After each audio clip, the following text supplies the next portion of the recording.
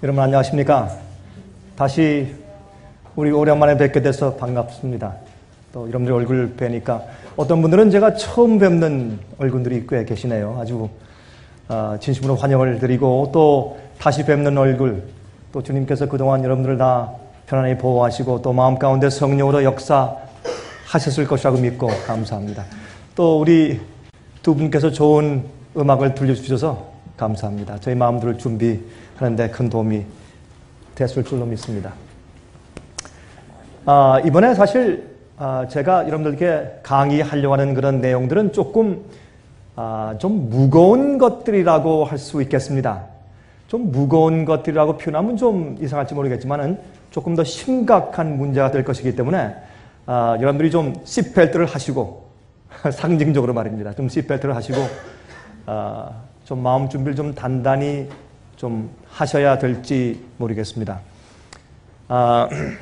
사실 제가 늘 와서 말씀을 드리지만은 저는 사람들에게 좀 호의를 얻거나 좀 인기를 좀 얻어가거나 아니면 사람들을 마음 가운데 좀 마음들을 편안하게 해주기 위해서 그렇게 애쓰는 사람이 아니기 때문에 제가 다시 말씀드리지만 전 그런 것과는 상관이 없는 사람입니다. 그러면 제가 왜 이런 일을 하겠습니까? 저는 참 비난도 많이 받고 또 좀 쉬운 얘기로 욕도 많이 먹고 또 오해도 많이 받는 그런 위치에서 살고 있습니다. 그렇게 하는 이유가 우리 주님도 우리보다 훨씬 더 많이 오해받으시고 외로우시고 또 핍박 많이 받으시고 나중에 사람들이 얼마나 주님이 미웠으면 십자가까지 끌고 가서 이를 갈면서 못을 박았을까요? 예수님께서 그렇게 십자가에 가신 이유가 있습니다. 그것은 뭐냐면 우리가 이 땅에서 진리대로만 살면 그리고 깨끗한 의롭게 살면 우리도 그런 모습으로 죽을 수밖에 없습니다. 여러분 제 얘기가 좀 이상하지만 잘 생각을 하셔야 합니다. 예수님은 구세주기 때문에 그렇게 하신 것이지 하나님이시니까 우리 죄를 지시고 아닙니다. 예수님은 의인이 이 세상에서 살아갈 모습을 보여주신 것입니다. 대중에게 인기가 있는 것은 무언가 지금 잘못되어 있는 것입니다. 왜 그런지 아십니까? 항상 이 세상의 역사에서 다수가 진리가 아니었습니다. 여러분 제 말에 동의하십니까? 이 세상 기독교 역사에서 항상 다수가 진리가 아니었습니다. 핍박받는 자들이 진리였고 핍박하는 자들이 마귀 편에 있었습니다. 그것은 성경 역사에서 구약에서 신약에서 또한 기독교 역사에서 우리가 부인할 길이 없습니다.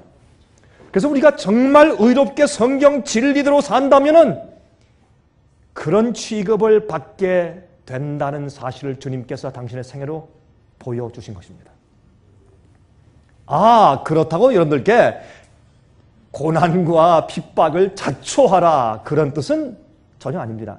성경에 또 반면에 말씀하기를 사람들에게 예수님께서 사람들이 고임을 받으시고 은혜 가운데 사랑스럽게 잘하시더라 그런 말씀도 있고 또 주님을 이해하는 사람들에겐 주님은 너무나 아름다운 분이었습니다. 너무나 겸손하고 온유한 분이었습니다. 저는 그래서 여러분들께 괴팍한 사람이 되라고 말씀드리는 것은 아닙니다. 여러분들 어떤 사람들은 말이죠. 목사님 나는 핍박을 너무나 많이 받습니다. 저는 왜 이렇게 고난이 많습니까? 하는데 가만히 그분 생을 보니까 제가 말은 못하겠는데 다 자기 때문이라. 자기 말하고 제가 말하니까 참 말씀대로 산다고 애를 쓰는데 가만히 생활하는 거 보면 얌체. 생활하는 것도 그렇고 말하는 것도 제가 볼 때 참 얌체. 나라도 당신한테 그렇게 하겠소 라는 마음이 들어갈 정도로 여러분 우리 그렇게 해서는 안 될 것입니다. 그렇죠? 그러나 우리가 성령이 충만해서 아름다운 품성을 가지고 살지라도 진리대로 말하고 정직하게 살면 결국에 거듭나지 않은 사람들은 아주 미워하게 돼 있어요. 그래서 결국엔 예수님께서 이 땅에 계실 때 예수님이 십자가에 돌아가실 때 십자가 위에 두 사람이 있었어요. 그렇죠? 여러분 의로운 강도는 어느 편에 있었습니까? 의로운 강도가 의로운 강도 좀 이상하네. 구원받은 강도는 어느 편에 있었습니까? 예수님의 오른편에. 맞습니까? 정말이에요? 모릅니다. 어느 편인지. 성경에 어느 편인지 말씀 안 돼 있어요. 한편 강도 이렇게 돼 있죠. 어느 편인지 모르지만 우리가 오른편으로 말하길 좋아하니까 오른편 하는 것이지 어느 편인지 정확하게 말씀드리지 않아요.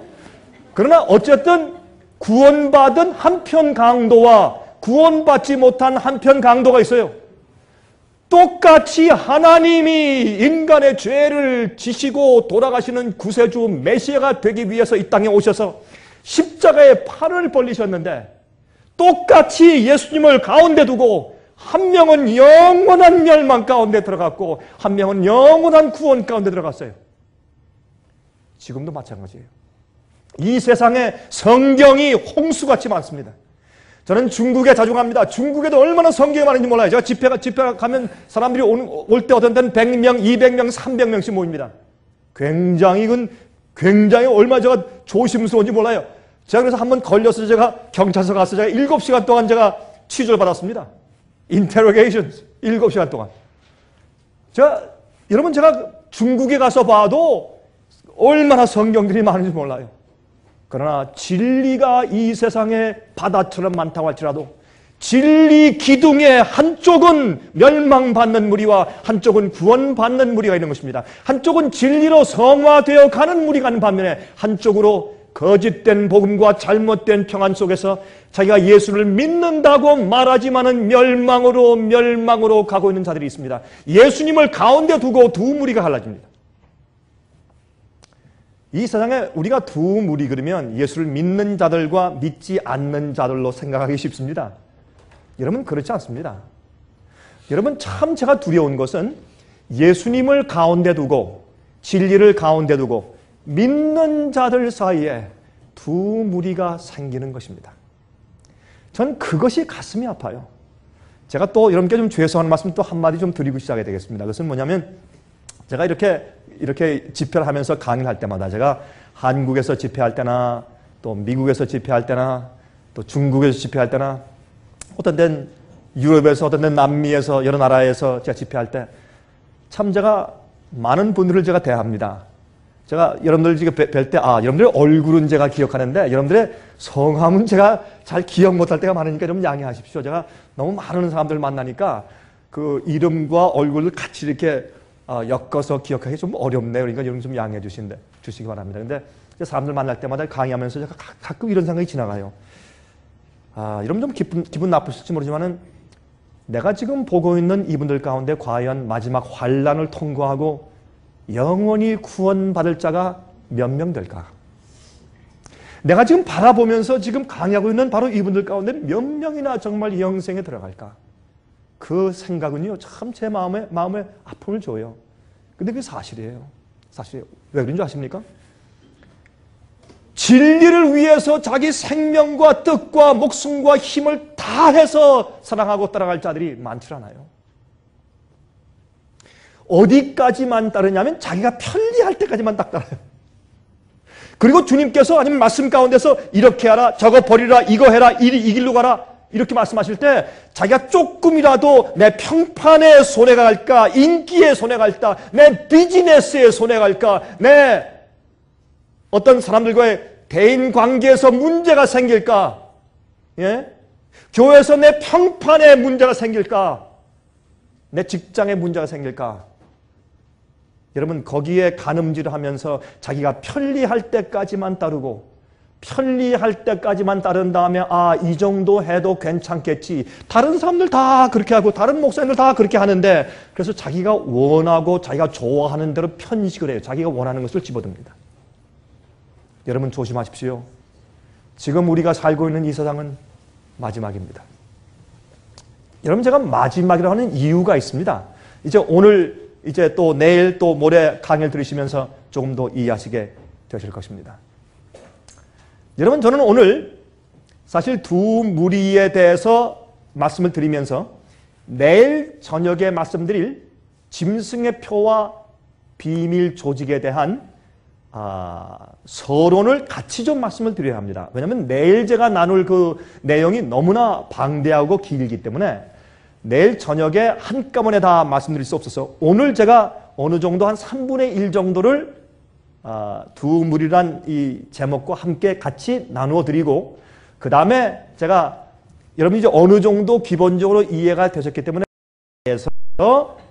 내일 제가 강의를 시작할까 합니다. 여러분 우리가 비행기를 탈 때 한번 생각을 좀 해보십시오. 저는 비행기를 하도 많이 타는 사람이기 때문에 비행기를 탈 때마다 제가 이런 생각을 합니다. 비행기를 탈 때 여러분이 비행장에 무엇이 있습니까? 이렇게 관제탑이 있습니다. 그렇죠? 컨트롤 센터가 있어요. 이 관제탑의 모든 명령에 의해서 비행기가 내리고 뜹니다. 어떤 때는 말이죠. 참 답답해요. 어떤 때는 왔는데 비행장이 너무나 붐비기 때문에 내려오지 말래요. 한 30분 동안 공중에서 돕니다. 빙빙 돕니다. 여러분 그런 경험 해보셨죠? 비행기를 타시고 그렇죠? 어떤 때는 1시간 동안 돌아요. 참 답답하죠. 저 밑에 지금 내 식구들이 기다리고 있고 또 누가 우리 직원들이 나와서 나 기다리고 있는데 1시간 동안 공중에서 돌면 참 답답합니다.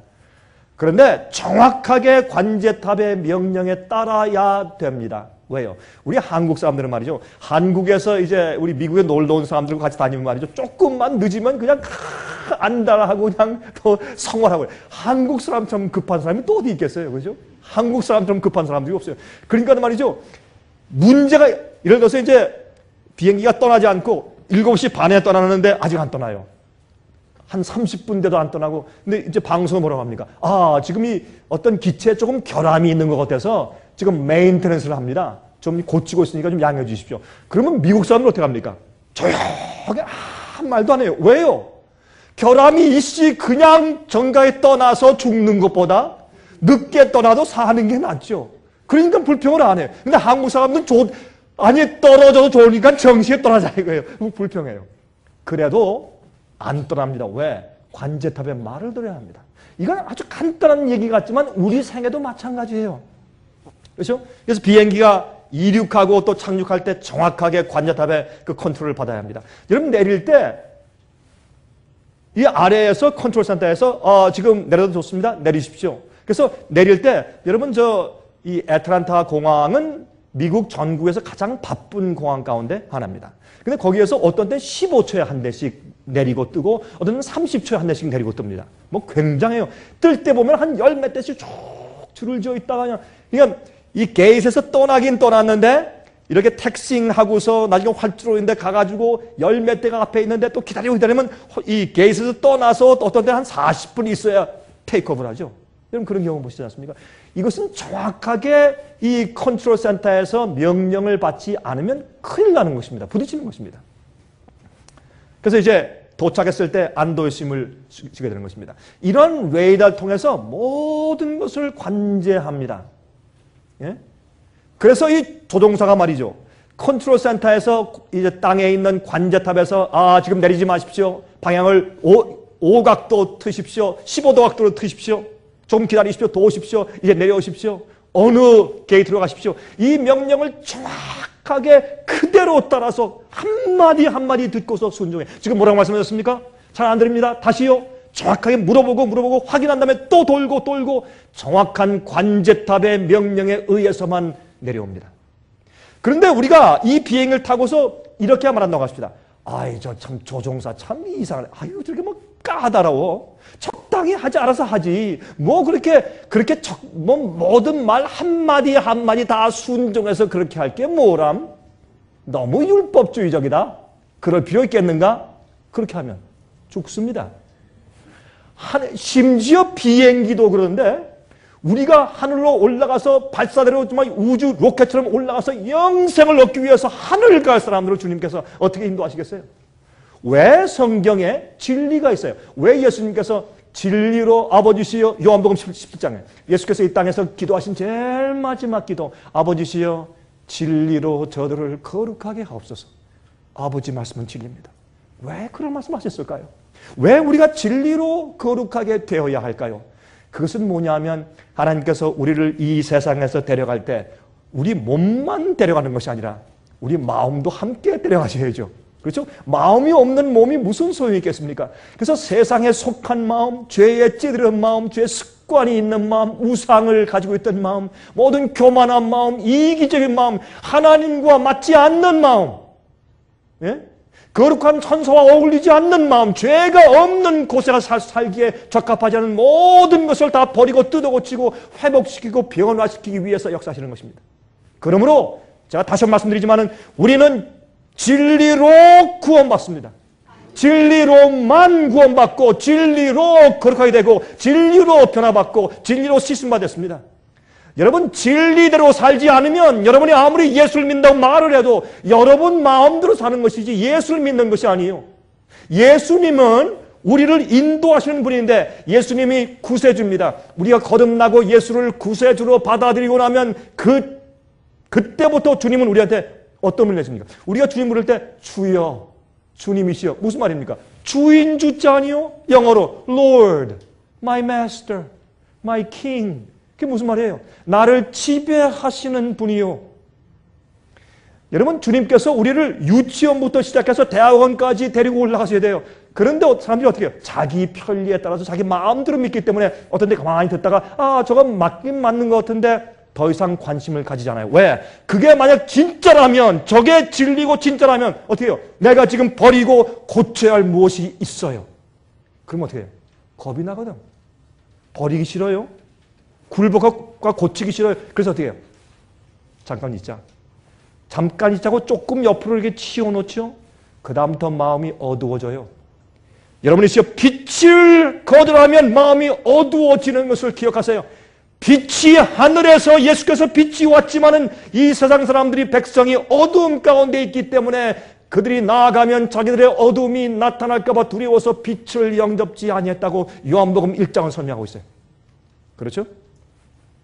그러므로 우리는 말씀대로 따라서 하는 조종사가 당연하다고 느끼는 것처럼 우리가 이 세상에 살 때 주의 말씀과 진리대로 따라 사는 것이 당연한 것입니다. 그런데 마귀가 여기에 또 연막전술을 쳐놨어요. 성경 해석은 어떤 사람은 이렇게 하고 저런 사람은 저렇게 하고 이 신학자 저런 신학자 다 다르다. 그래서요, 요즘에 말이죠, 목사님들 설교할 때 제가 또 목사님 얘기를 하니까 또 좀 어떤 목사님들은 얘기들 들으면 기분이 나쁘시겠다. 그러나 우리 솔직한 얘기니까. 여러분, 저는 말이죠, 사실 여기 계신 여러분들께 말씀드리지만은 사실 어떤 때 보면은 저희 이제 인터넷으로 저희 웹사이트에 들어와서 저희 말씀을 이렇게 듣는 분들 어떤 데 보면 저도 깜짝 놀랄 정도로 참 많은 숫자의 분들이 들으세요. 어떤 저도 보고 이야, 참 놀랍다. 주님의 은혜죠. 또 어떤 분들은 화면을 통해서 이렇게 말씀을 듣는 분들이 있어요. 여러분, 그런 분들 가운데서 사역하시는 분들과 목사님들이 참 많이 계세요. 우리 목사님들, 우리 화면 가운데 보시는 목사님들, 우리 솔직히 하십시다. 솔직히.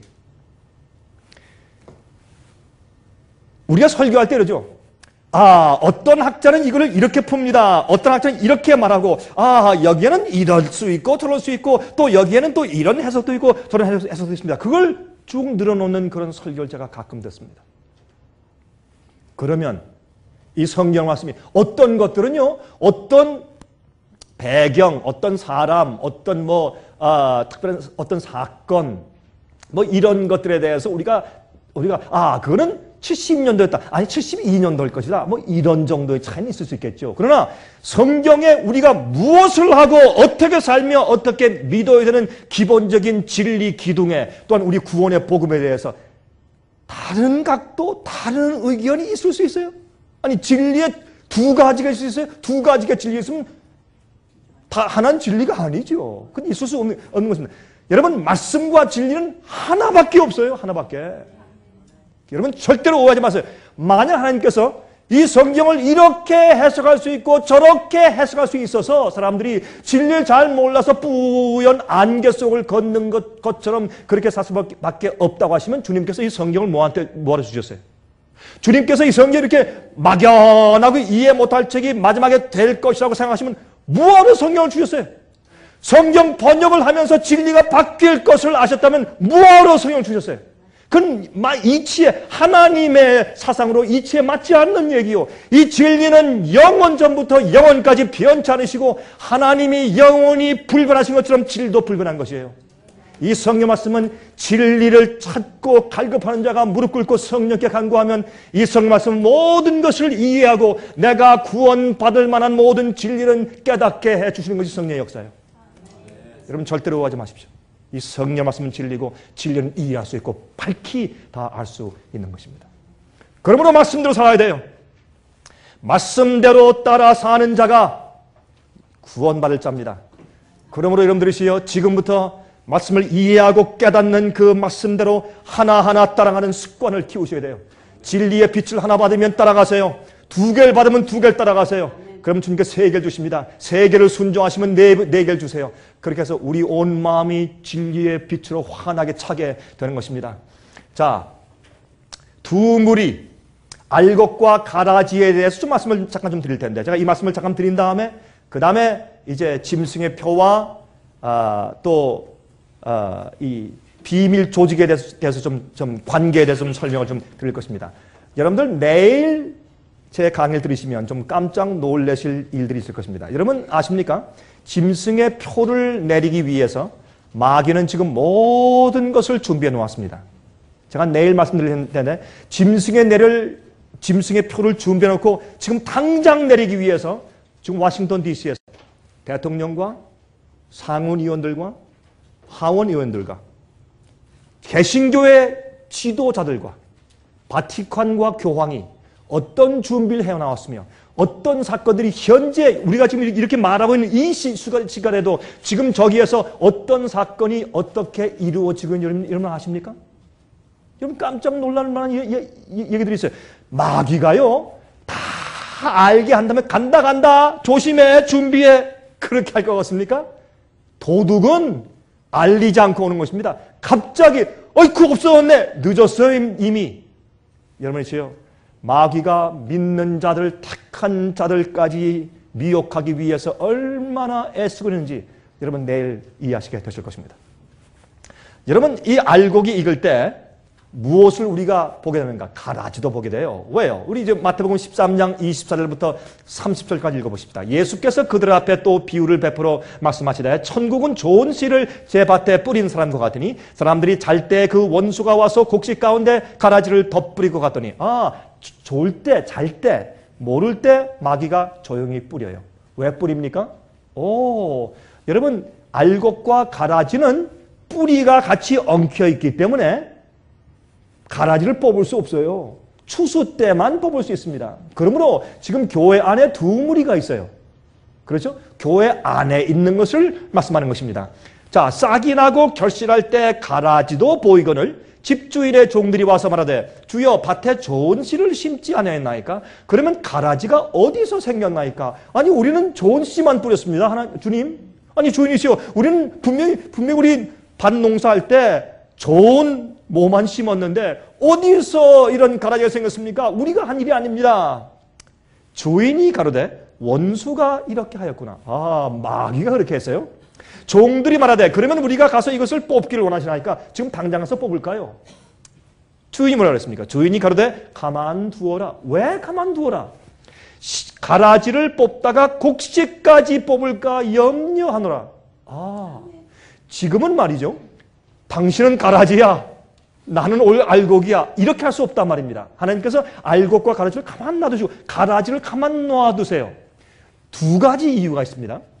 가라지를 지금 솎아내버리면 사람들이 지금 어떻게 해요? 두려워서 무서움으로 믿게 돼 있고 또 가라지를 뽑다가 잘못하면 알곡까지 뽑힐 수가 있는데 왜냐하면 어떤 사람들은 지금 이게 가라지가 될지 알곡이 되어야 할지 가운데서 아주 떨면서 풍정동화처럼 그렇게 애를 쓰고 있는 사람들이 있을 수 있어요. 그러므로 하나님께서 가라지가 충분히 익고 알곡도 충분히 익을 때까지 주님께서 내버려 두시는 것입니다. 그러므로 여러분 지금은 분명히 교회 안에 예수를 믿는 사람들 속에 두 무리가 있는데 알곡으로 익어가는 사람들이 있고 가라지로 익어가는 사람들이 있어요. 그런데 여기에 우리의 자연계에서는 가라지는 알곡이 될 수 없어요. 그런데 하나님의 세계에서는 회개와 거듭남과 돌이킴이 있기 때문에 가라지도 알곡이 될 수가 있습니다. 그래서 하나님께서 추수 때까지 기다린다. 그렇게 말씀을 하시는 것입니다. 지금 주님께서 미리 심판해 버리시면 알곡까지 다칠 수가 있어요. 주님께서 끝까지, 언제까지 그 사람에게 더 이상 은혜의 시간이 주어지지 않고 마음이 완악해서 주님께서 하실 일을 다 하시고 더 이상 내가 너의 구원을 위해서 할 일이 더 이상 없구나 할 때까지 주님께서 기회를 주시는 것이에요. 그게 하나님의 은혜예요. 여러분이시요. 그런데 아십니까? 주님의 그 은혜가 여러분과 저에게 언제 끝날지 우리가 알 수가 없어요. 근데 제가 볼 때, 저 예언자를 볼 때 짐승의 표에 대한 이 환란이 곧 올 것을 제가 보면서 제 가슴이 뛰어요. 이제 얼마 이 세상에 시간이 남지 않은 것을 제가 보기 때문에 그렇습니다. 여러분 주의하시기 바랍니다. 자, 30절. 둘 다 추수 때까지 함께 자라게 두어라. 추수 때에 내가 추수꾼들에게 말하기를 가라지는 먼저 거두어 불사르게 단으로 묶고 곡식은 모아 내 곡간에 넣어라 하리라. 제일 먼저 보세요. 여기 보시면 알곡을 먼저 거둡니까? 가라지를 먼저 거둡니까? 가라지를 먼저 뽑습니다. 그러므로 여러분 의인들이 하늘의 승천에서 올라가기 전에 이 땅에 악인들에 대한 심판이 먼저 있어요. 그런데 왜 비밀 휴거를 가르치는 분들은 왜 그걸 반대로 가르치냐 말이에요. 왜 의인들은 환란이 7년 환란 오기 전에 의인들은 먼저 휴거돼서 살짝 들어 올라가고 악인들만 남아서 고통당한다. 성경은 그렇게 말씀하잖아요. 성경은 여러분 환란은 의인과 악인이 똑같이 통과해요. 7재앙은 의인과 악인이 똑같이 통과하는데 7재앙의 해를 의인들이 받질 않습니다. 하나님의 거룩한 천사로 보호해서 이렇게 이제 막아주시기 때문에. 그러나 보세요. 태양이 뜨거워 사람을 태워 죽이는데 그때 우리가 안 덥겠어요? 땀이 안 나겠어요? 의인들도 고통을 당하지만 해를 받지 않는 것이에요. 여러분 이 세상의 바다와 모든 물들의 근원이 피가 될 때 의인들도 목마를까요? 목마를 것이에요. 그러나 목마를 때 천사가 하늘의 생명강의 물을 떠다가 우리에게 마시게 하는 것이에요. 해를 받지 않지만 고난을 같이 통과해서 여러분 요한계시록 7장을 보시면 어떤 말씀 나와요? 이들은 큰 환란에서 나오는 자들인데 그렇지 않습니까? 여러분 오해하지 마시기 바랍니다. 성경은 분명해요. 자, 그러므로 어떻게 해요? 악인들을 먼저 뽑습니다. 악인들에게 주님께서 심판하시고 재앙을 내리시고 마지막 큰 시련을 내리시고 여러분 이것이 이해돼요. 하나님께서 옛날 이스라엘 백성들을 채찍질하시고 심판하실 때 또 그들이 은혜 시간이 끝났을 때 어떻게 심판하시냐면 여러분 이 얘기는 좀 듣기 좀 껄끄러우실 거예요. 근데 하나님께서 당신의 백성들을 보호하시다가 할 수 없이 눈물을 머금고 보호의 손길을 거두시면 누구한테? 이방인들한테 맞아 죽어요. 그래 안 그래? 아시리아, 페르시아, 바벨론 이방인들한테 맞아 죽는다고? AD 70년도에 예루살렘 성이 멸망할 때 어떻게 했어요?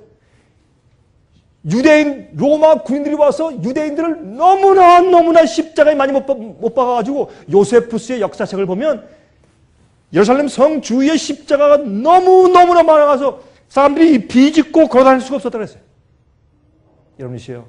진리를 거절하는 사람들은 주님께서 보호의 손길을 거두면 이방인들한테 맞아 죽어요.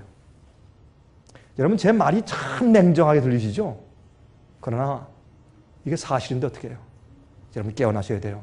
정말 주님 안에서 앞으로 보호받는 것이 무엇인지 이게 여러분 진지하셔야 돼. 저 강 목사님 참 좋은 말씀 하신다. 내가 감화받았다. 그 집에 돌아가시죠. 이번 또 세미나 지나면 또 어떻게 해요? 또 바쁘게 왔다 갔다 또 이거 하고 저 다 잊어버려. 여러분 그렇게 하지 마세요. 왜요? 때가 얼마 남지 않았어요. 내일 들어보시면 이해하실 것입니다. 무슨 말인지.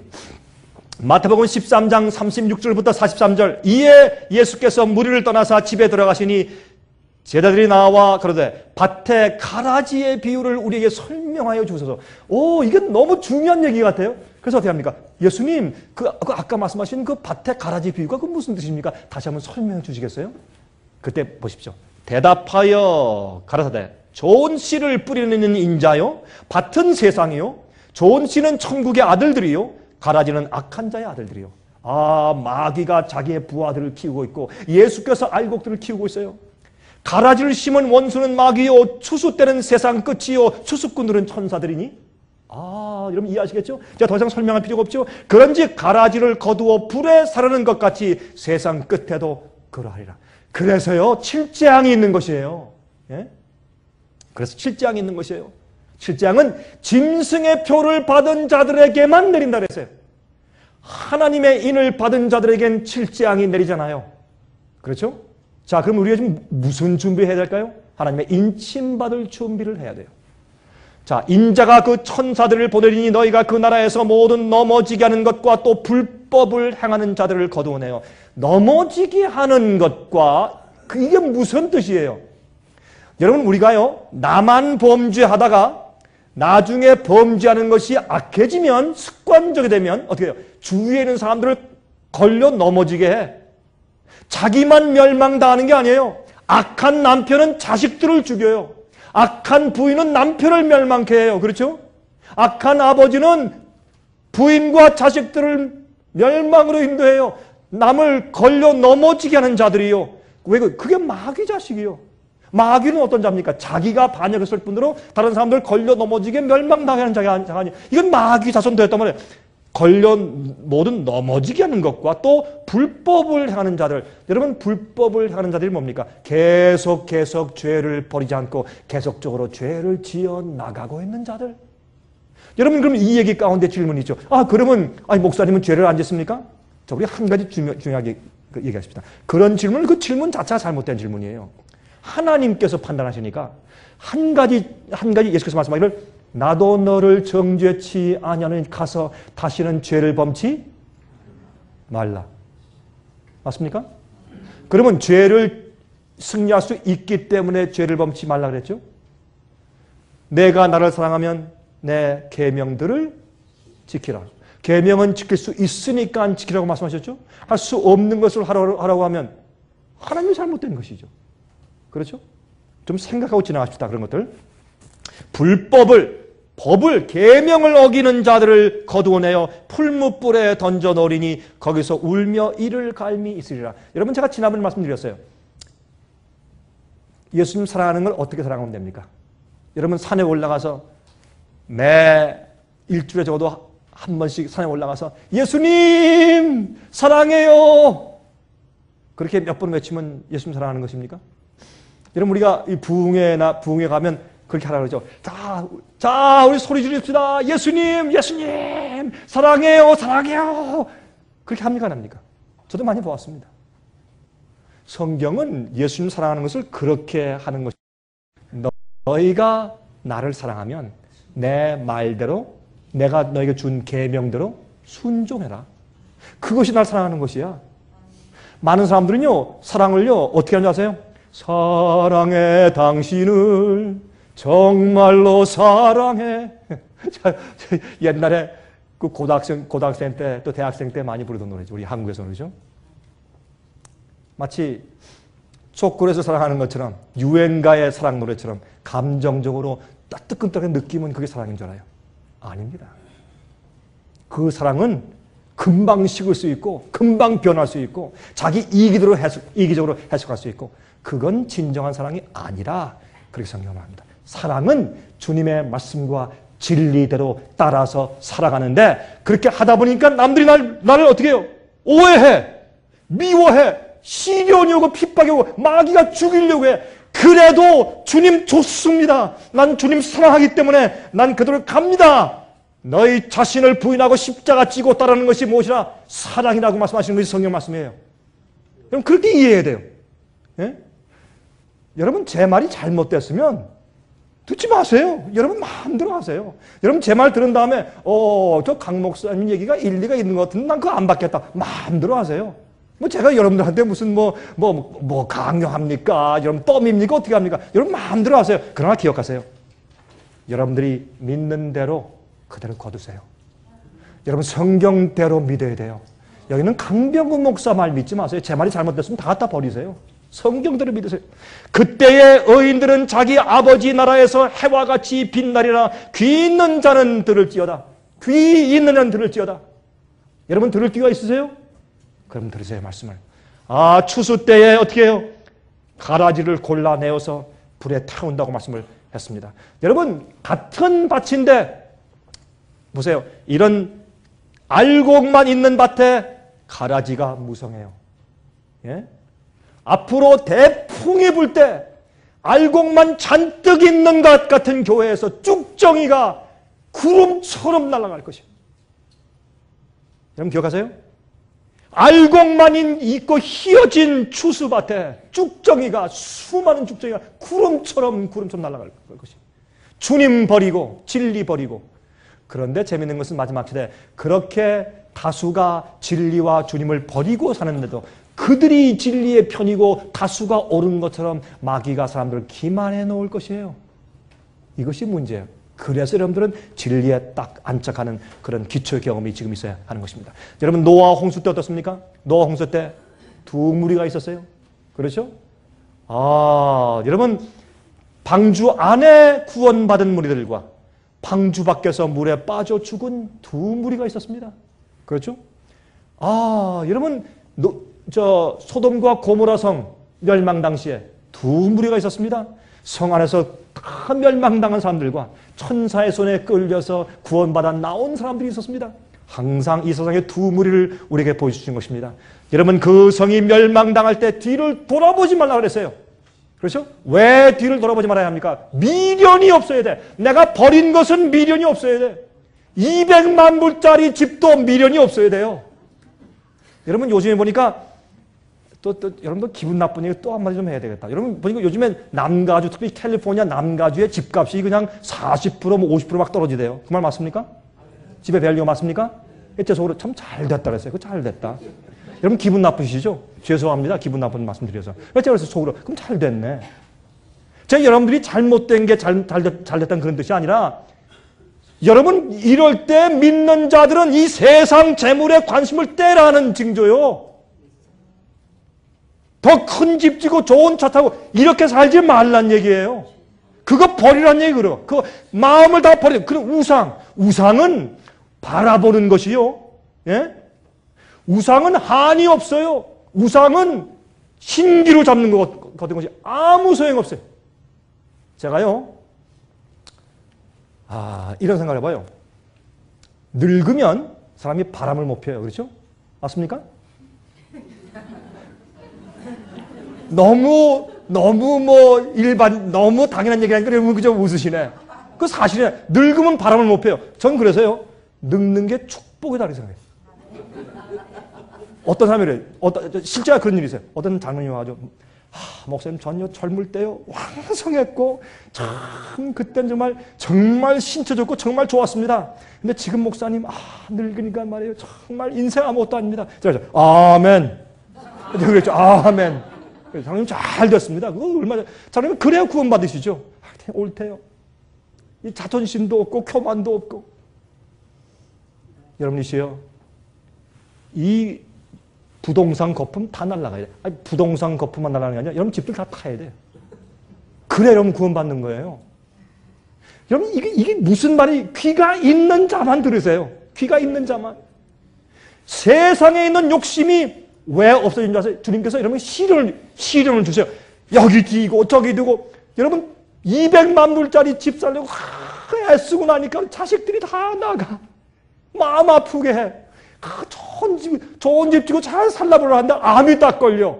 그게 축복이에요, 여러분. 그게 축복이요. 그렇게 해서라도 깨어나서 후회하고 주 앞에 회개하고 다 버리고 천부여 의지 없어서 이렇게 하라고 은혜 주시는 것이요. 그런데 답답한 것은 나이가 안 들어서 머리가 하얘져야 그걸 이해해. 젊은 사람들이 이해가 잘 안 되는 모양이에요. 여러분이시요. 알곡과 가라지. 그때 주님께서 뒤로 돌아보지 말라 그랬어요. 멸망당할 세상은 뒤로 돌아섰으면 바라보지 말고 어디에 주께서 가라시는 곳 앞으로만 바라봐야 돼요. 돌아본 사람은 어떻게 해요? 소금 기둥도 없어요. 이 소금 기둥은 뭐예요? 맛을 잃었어요. 맛을 잃은 소금은 밖에 버리어 발에 발 피우니라. 소금 기둥 됐어요. 그리스도인들이 세상 사람들과 똑같이 욕심 부리고 똑같이 탐내고 똑같이 경쟁하고 그렇게 해보세요. 무슨 은혜가 있는가? 맛을 잃은 소금이지. 아무 소용이 없어요. 집에 버려야지. 예루살렘이 멸망할 때 예수의 말씀을 듣고서 어떻게 해요? 제일 처음에 베스파시우스 장군이 쳐들어왔을 때 어떻게 했습니까? 그때 사람들이 깜짝 놀랐어요. 이 멸망에 가져간 것이 거룩한 것에 선 것을 보거든 산으로 도망할지라. 포위했다가 갑자기 이유 없이 포위를 풀었어요. 그때 어떻게 예수님의 말씀을 기억했던 사람들은 전부 산으로 도망가서 한 명도 안 죽었어요. 그런데 3년 반 후에 타이터스 장군이 돌아와서 딱 포위했을 때 아무도 못 나가고 다 죽었어요. 그 죽을 때요, 굶어 죽었어요, 사람들이. 너무 굶어 죽으니까 자기 자식들을 삶아 먹었어요, 애기들을. 그뿐만 아니세요. 예루살렘에 있던 폭도들, 강도들, 패싸움하는 강도들에 의해서, 깡패들에 의해서 맞아 죽었어요.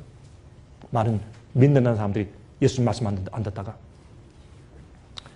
여러분, 성경은 이마에 하나님의 인을 받은 사람들이 있다고 하고, 또한 같은 이마지만은 666의 짐승의 표를 받는 자가 있다고 말합니다. 이 짐승의 표가 과연 무엇일까요? 짐승의 표는 이마의 표를 받고 오른손의 표를 받는다고 말씀하고 있어요. 이것을 제가 내일 저녁에 설명을 드리겠습니다. 이게 무엇을 의미하는 것인지, 정말 이런 사건이 현재 이루어지고 있고, 미국 지금 워싱턴 DC에서 그런 사건이 정말 이루어지고 있으며, 지금 바티칸에서는 이것을 위해서 어떻게 준비하고 무슨 말을 하고 있는가, 내일 설명을 드리겠어요. 한번 보세요.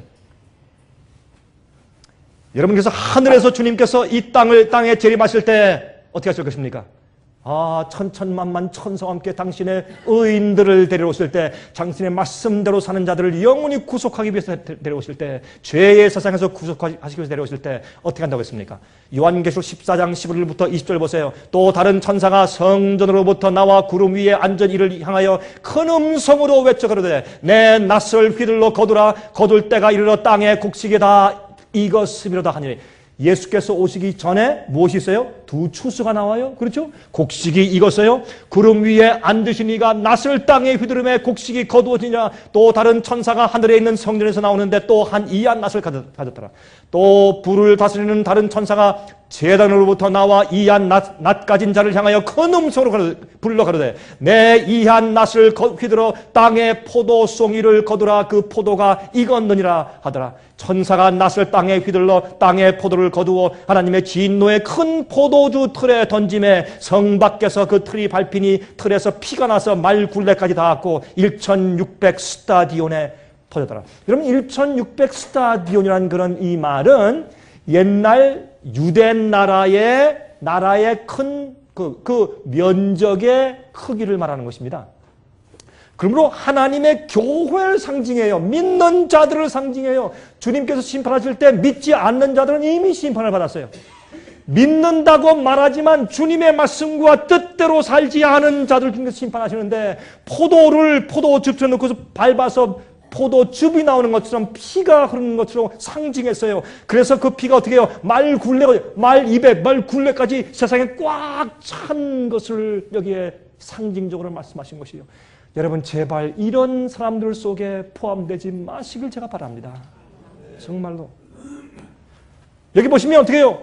예수님, 곡식이 다 익었습니다. 다 우리가 할 일 다 했습니다. 빨리 거두세요. 할 때 주님께서 알곡을 추수하시고 악인들을 멸망시키는 과정을 여기에 어떻게 해요?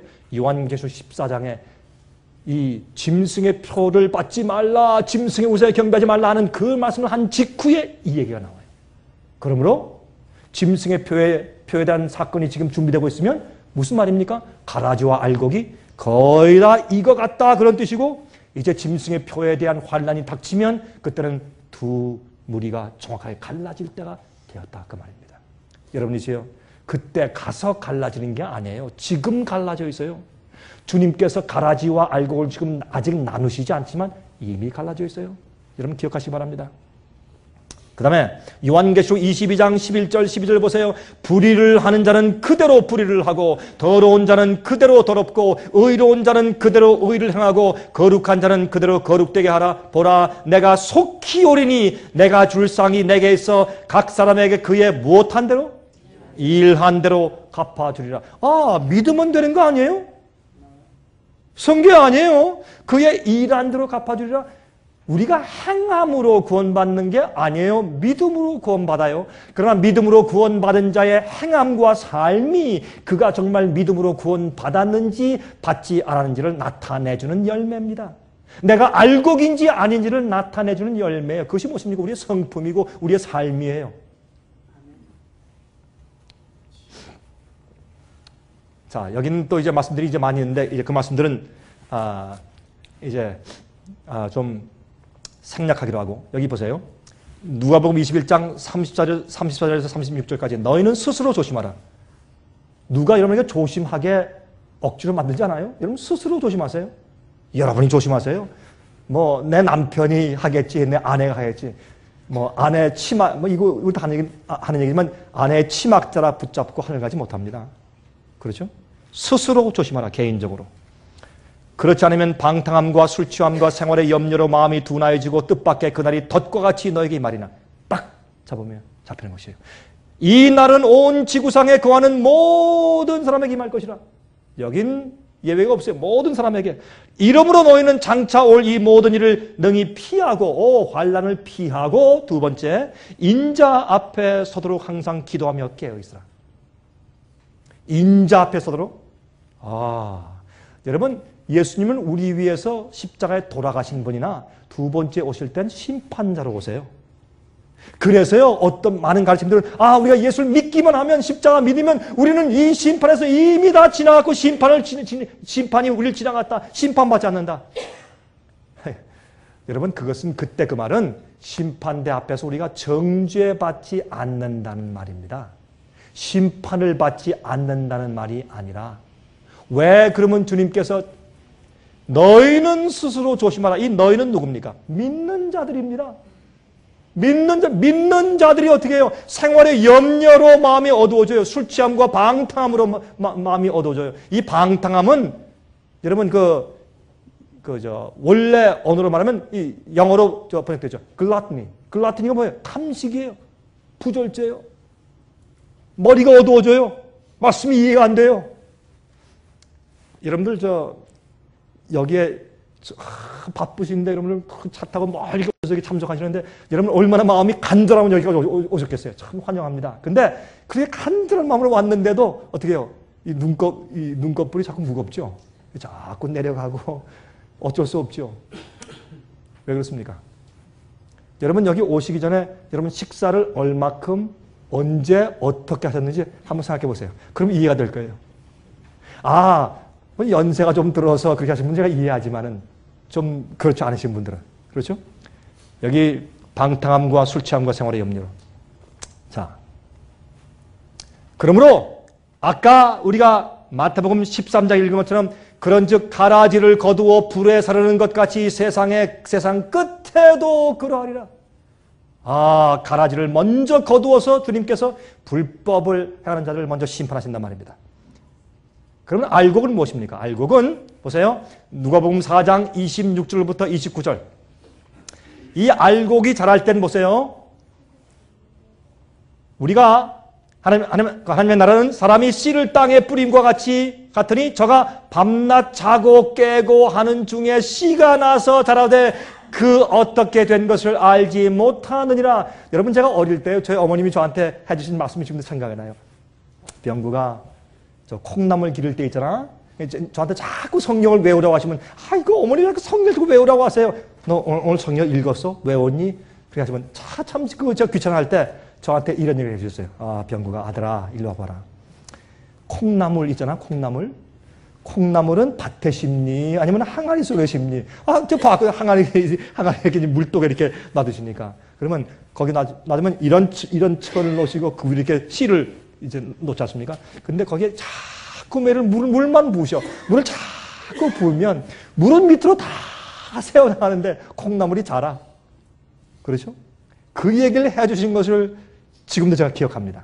근데 보세요. 밤낮 자고 깨고 하는 중에 씨가 나서 자라되 그 어떻게 된 것을 우리가 잘 몰라요. 우리 자신도. 그런데 보세요. 어떻게 해요?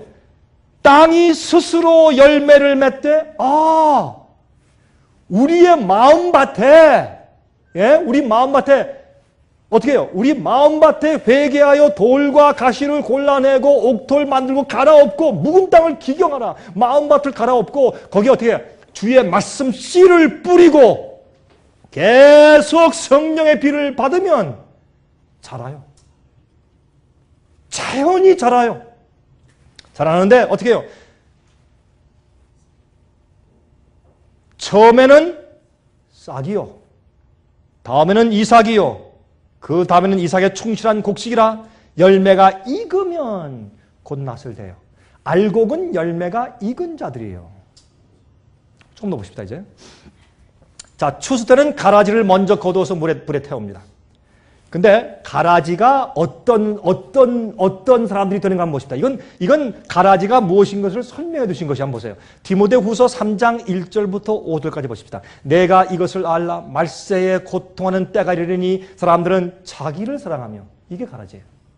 돈을 사랑하며, 가라지죠. 자긍하며, 교만해. 조금만 해도 남들이 자기 자존심 건드리면 못 견뎌요. 교만하며, 회방하며, 부모를 거역하며, 감사치 아니하며, 거룩하지 아니하며, 무정하며, 원통함을 풀지 아니하며, 참소하며, 예? 남을 정죄하고 비난하고 걸고 넘어지고 참소하며, 절제하지 못하며, 사나우며, 선한 것을 좋아 아니하며, 배반하여 팔며, 조급하며, 자고하며, 스스로 높이며, 쾌락을 사랑하기를 하나님 사랑하는 것보다 더하며, 디즈니랜드에 놀러가는 것을 하나님 위에 일하는 것보다 더 좋아하며, 현대말로 바꾸면 경건의 모양은 있으나 경건의 능력은 부인하는 자니 이 같은 자들에게서 내가 돌아서라. 교회 빠지긴 좀 그러니까 일찍 가서 새벽 예배 드리고 골프 치러 가고, 이거 뭐예요? 하나님 사랑하는 것보다 쾌락을 더 사랑하며, 이런 얘기하기 시작하면 한이 없어요. 그렇죠? 이걸 그만합시다. 여러분 이 말씀 읽으면서 이 말씀 자체가 여러분들 마음 가운데 말씀하게 하세요. 자, 보세요. 밭은 세상에 있는 교회들, 더 나가서 우리의 마음밭을 말하죠. 씨는 하나님의 씨, 곧 말씀이 뿌려진 곳이 밭이죠. 자, 그러면 보세요. 마태복음 13절에 씨 뿌리는 비율 말씀하실 때 천국 말씀을 듣고 깨닫지 못할 때에는 말씀을 듣고 즉시 기쁨으로 받되 말씀을 인하여 환난이나 핍박이 일어나는 때에는 곧 넘어지는 자요. 말씀을 들으나 세상의 염려와 재리의 유혹에 말씀이 막혀 결실치 못하는 자요. 말씀. 씨는 뭐예요? 말씀이요. 그 말씀이 내 속에 뿌려져서 그 진리와 말씀이 나를 거룩하게 변화시켰을 때 그것이 알곡이요. 예수님의 품성이 성경 진리대로 나를 꼴지었을 때 내 속이 꽉 차. 그렇죠? 이 세상에 있는 것들을 전도서에서 뭐라 그랬어요? 헛되니 해 있는 모든 것이 다 헛되다. 헛되다라는 말이 무슨 말이에요? 아무것도 없다. 그 말, 비었다 그 말이에요. 많이 가졌는데 그때 보니까 아무것도 없어. 많이 올라갔는데 없어. 많이 어떻게 인정받은 것 같은데 아무것도 없어요. 차이점. 그게 가라지요. 그렇죠? 그러므로 말씀은 예수님의 말씀이요. 주님의 성품, 주님의 온유와 겸손과 자비와 양성과 절제와 사랑과, 그렇죠? 순종과 모든 이런 예수님의 성품이 가득 참 쌓여가는 사람. 말씀 진리가 저것은 아니야. 이것은 오류야. 저게 진리야. 이게 주님의 뜻이야. 주님의 섭리야. 분별할 줄 아는 성령의 은사가 있는 사람들. 그걸로 채워줘야 그게 알곡이죠. 그렇죠? 팔레스타인에서는 원수들이 보복하기 위해서 말이죠. 밤에 가라지를 몰래 다 뿌리고 왔어요. 그런 일들이 있었어요. 그것을 실제 보시고 예수께서 가라지의 비유를 말씀을 하신 것입니다. 그래서 가라지는 뭡니까? 잘못된 오류의 가르침이 가라지요. 그래서요, 우리 생애빛에서 그렇게 우리가 책 잘 만들고 방송을 하고 또 강의를 하고 이런 집회를 하고 말이죠. 어떤 때는 뭐 소책 잘 돌리고 하는 이유가 바로 여기 있는 거예요. 사람들이 오늘날 교회 안에 바벨론의 포도주가 얼마나 많이 있는지 잘못된 거지. 제가 설명드렸죠. 바벨론 포도주 마시면 어떻게 돼요? 술 마시면 취하는 것이요. 여러분 며칠 전에 신문 보고 제가 얼마나 통쾌한지 아멘했어요. 어떤 신문 기자가 이제 기사를 발표했는데 이렇게 발표했더라고요. 소주보다 맥주보다 포도주가 훨씬 더 나쁘다. 여러분 그거 읽으셨어요? 전 그거 읽을 때 아멘했어. 근데 어떤 사람들은 말이죠. 교회에서 주님의 성찬, 성만찬 예식할 때 포도주 술로 해. 나 그 왜 그런지 모르겠어요. 그렇게 분별력이 없나? 어떤 땐 그것도요, 좀 큰 컵에 마셔. 그러다 코들이 빨개가지고 앉아있어요, 교회에서 어떤 때는. 이런 참, 이거 뭐라고 말해야 될지 모르겠어요. 여러분, 포도주는 다른 양주 독한 술보다, 중국 술 빼갈보다 포도주가 우리 두뇌 뇌세포를 훨씬 더 많이 파괴시킨대요. 포도주. 포도주 과거에 많이 마신 분들 오늘부터 끊으세요. 오늘부터. 여러분 이 얘기 듣고 나가서 또 한잔하고 주무시면 여러분 그만큼 마음이 완악해지는 거예요. 빛이 어두워지고. 여러분 그렇게 하지 마세요. 들었으면 그 즉시로 굴복하고 따라서 행하세요. 못하겠어요? 주님께 기도하세요. 능력 달라고. 그게 구원이요. 아, 이래도 나 주님 예수님 십자가 돌아가신 거 난 믿는데 100번 만년 믿어보세요. 구원 받는가? 구원 못 받아요. 그럼 제가 너무 심하게 말씀하는 줄 아십니까? 아닙니다. 우리 똑바로 합시다. 말씀을 똑바로 믿고 똑바로 합시다. 그래서 가라지는 뭐예요? 잘못된 오류를 뿌려요. 여러분 보세요. 아, 의인들은 환난 통과 안에 싹 휴게되어 올라갈 것이야. 그렇게 믿으면요. 마지막 환난 준비가 돼야 안 돼요. 안 돼요. 그렇게 가라지 싹 뿌려가지고 알곡이 못 되도록 만드는 것이 그게 마귀의 기만이란 말이에요. 복음도 가짜 복음을 싹 뿌리잖아요. 그러면 나 구원받았다. 어떤 땐 주님께서 어떤 사람은 구원받고 어떤 사람은 멸망당할 것으로 이미 미리 다 정해 놓으셨다. 나는 주님께서 구원하시기로 정한받은 자니까 난 걱정 없다. 나는 부족하고 난 죄를 짓고 살더라도 난 구원은 따낸 장땡이다. 천만에요. 그런 오류의 가르침이 가라지란 말이에요. 그런 가라지를 가지고 살면 알곡이 될 수 없고 마지막에 어떻게 뽑아져서 불에 태움을 당해요. 제가 왜 이런 얘기를 왜 제가 목청 높이 이런 얘기를 하겠어요? 이젠 말이죠. 제가 십몇 년 동안 하도 떠들었더니 요즘엔 좀 목이 아파요. 이젠 정말. 저도 이젠 나이가 좀 있지 않습니까? 그래도 전 목소리가 있는 한껏 전 외칠 겁니다. 제가 주신 소명이기 때문에. 듣든지 말든지. 제가 이렇게 외치지 않으면요. 주님께서 여러분들의 멸망을 제 피에서, 제 손에서 그 피를 찾으실 거예요. 왜? 전 파수꾼이니까. 나팔 불어야 되니까. 자, 생각하세요. 아, 그 말씀 참 좋던데? 그리고 돌아가세요? 자, 생각하세요. 그게 아니에요. 죽음과 삶의 영생과 멸망, 사망과 생명의 차이예요. 이런 얘기들은. 가라지는 곡식들에게 해를 끼칩니다. 알곡과 흡사해요. 그러나 가짜입니다. 예수님께서 성경에 너희가 오해하였도다 그런 말씀을 여러 번 하셨어요. 그래서 그 데살로니가전서 2장 13절에 너희를 택하사 성령의 거룩하게 하심과 진리를 믿음으로 구원을 얻게 하시미니 진리를 믿음으로 구원을 얻게 하셨다. 그렇게 말씀하세요. 요한복음 17장 17절 우리 다 같이 읽읍시다. 시작. 저희를 진리로 거룩하게 하옵소서. 아버지의 말씀은 진리니라. 아멘 하십니까? 아버지의 말씀은 진리니라. 진리면 이해해야 진리가 아니에요. 다 이해할 수 없다. 요한계시록 다 몰라도 된다. 천만에요. 그러면 요한계시록 왜 줬어요? 이해할 수 없다면. 잘못된 생각이에요. 가라지들은 추수 때까지 알곡과 함께 자라게 놓아둡니다. 뿌리가 알곡과 서로 뒤엉켜 있기 때문에 지금 뽑을 수 없어요. 하나님께서 사탄을 한동안 내버려 두신 이유가 있습니다. 왜 그렇습니까? 여러분, 하나님께서요, 마귀가 됐을 때 이것 봐라, 일로 와 하고 손을 한번 이렇게 눌러보시면 죽어버릴 것이에요. 그러나 그렇게 하시지 않은 이유는요, 갑자기 하나님을 반대하고 비난하는 마귀를 딱 죽여버리시면 온 우주에 뭐가 생겨요? 의혹이 생겨요. 의혹이. 아니 하나님께서 왜 루스벨을 갑자기 죽이셨지? 아니 뭐가 겁나서 빨리 죽이셨나? 이렇게 돼버려요. 모든 것이 전부 다 백일천에 다 드러나고 마귀가 얼마나 악하며 마귀가 어떤 존재인지 전부 다 드러난 다음에 하나님의 정당함과 의로움이 전부 다 드러나고 온 우주가 아멘할 때 누구까지? 마귀와 악한 천사까지도 주님 옳습니다 할 수 없이 굴복할 때까지 간 다음에 주님께서 마귀와 악한 천사를 멸망하세요. 그때 마귀에게 속해 있던 죄와 죄를 버리지 않는 악인들을 한꺼번에 멸망시키실 것이에요. 그러므로 마귀를 살려두신 이유가 있어요.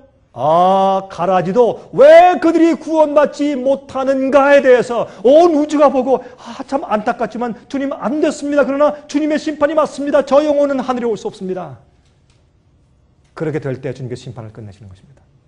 그래서 우리의 생애, 매일의 생애 자체가 어떤 의미에서 심판이에요. 심판이에요. 자, 우리 아까 다 읽었죠? 그렇죠? 좋은 씨를 뿌리는 이는 인자요, 좋은 씨는 천국의 아들들이요, 가라지는 악한 자의 아들들이요. 아까 다 보았습니다.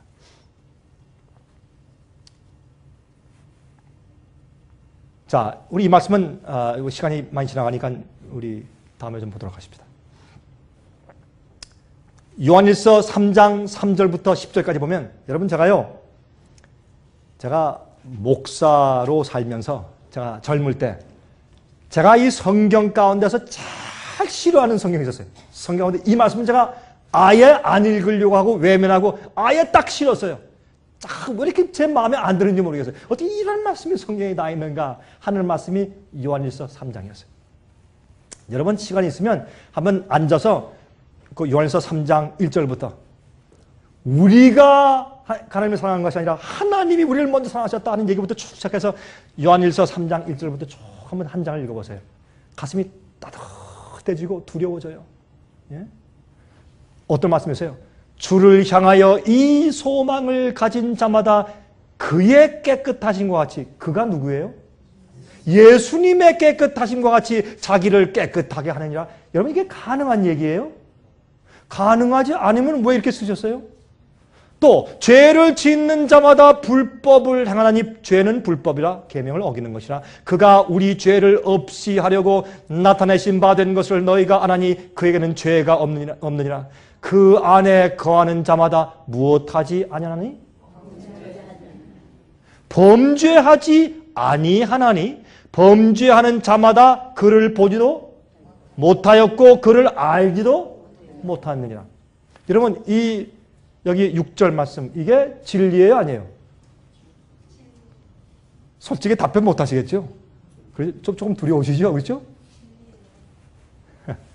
제가요 이 요한일서 3장 6절이 얼마나 싫었던지 전 이거 가지고 저 젊을 때 한 번도 설교 안 했어. 내가 싫은데 뭐하러 설교해? 어떻게 저런 참 이상한 그런 말씀도 성경에 다 있나? 전 그랬어요. 그런데 이 말씀이 하나님 말씀이 아니라면 쫙 찢어내서 버립시다. 뭐하러 성경에 놔둡니까? 버리지. 분명히 말씀했어요. 자, 7절 자녀들아 아무도 너희를 미혹하지 못하게 하라. 너를 속이지 못하게 하라.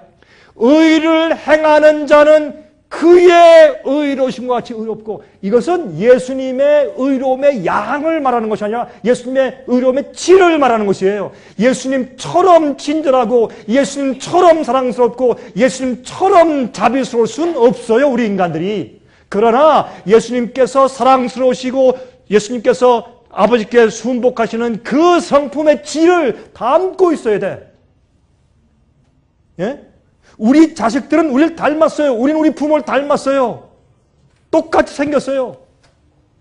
연약 한 점도 같아요. DNA가 같아요. 그렇죠? 그러므로 우리는 적어도 예수님을 닮은 자들이 되어야 돼. 어떤데? 주님의 아버지의 계명을 지키고 죄와 악을 승리하고 마귀의 유혹들을 승리해 나가는 그리스도인의 의의 생활에서는 닮아 있어야 돼. 보세요. 죄를 짓는 자는 누구에게 속하나니? 마귀에게 속하나니? 자, 그럼 좀 물어보십시다. 오늘 여러분들 마귀에게 속했던 순간이 몇 번 있었습니까? 오늘. 어제 말하지 말고 1년 전 말하지 말고 오늘. 이게 무슨 말인가? 자, 보세요. 베드로가 예수님을 바라보고 가능한 물 위를 걸을 수가 있었습니다. 저도 물 위에 걷습니다. 저도.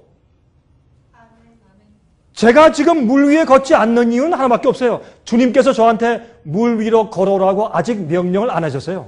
전 그래서 안 걸어요. 제 말 맞아요? 100% 진리요.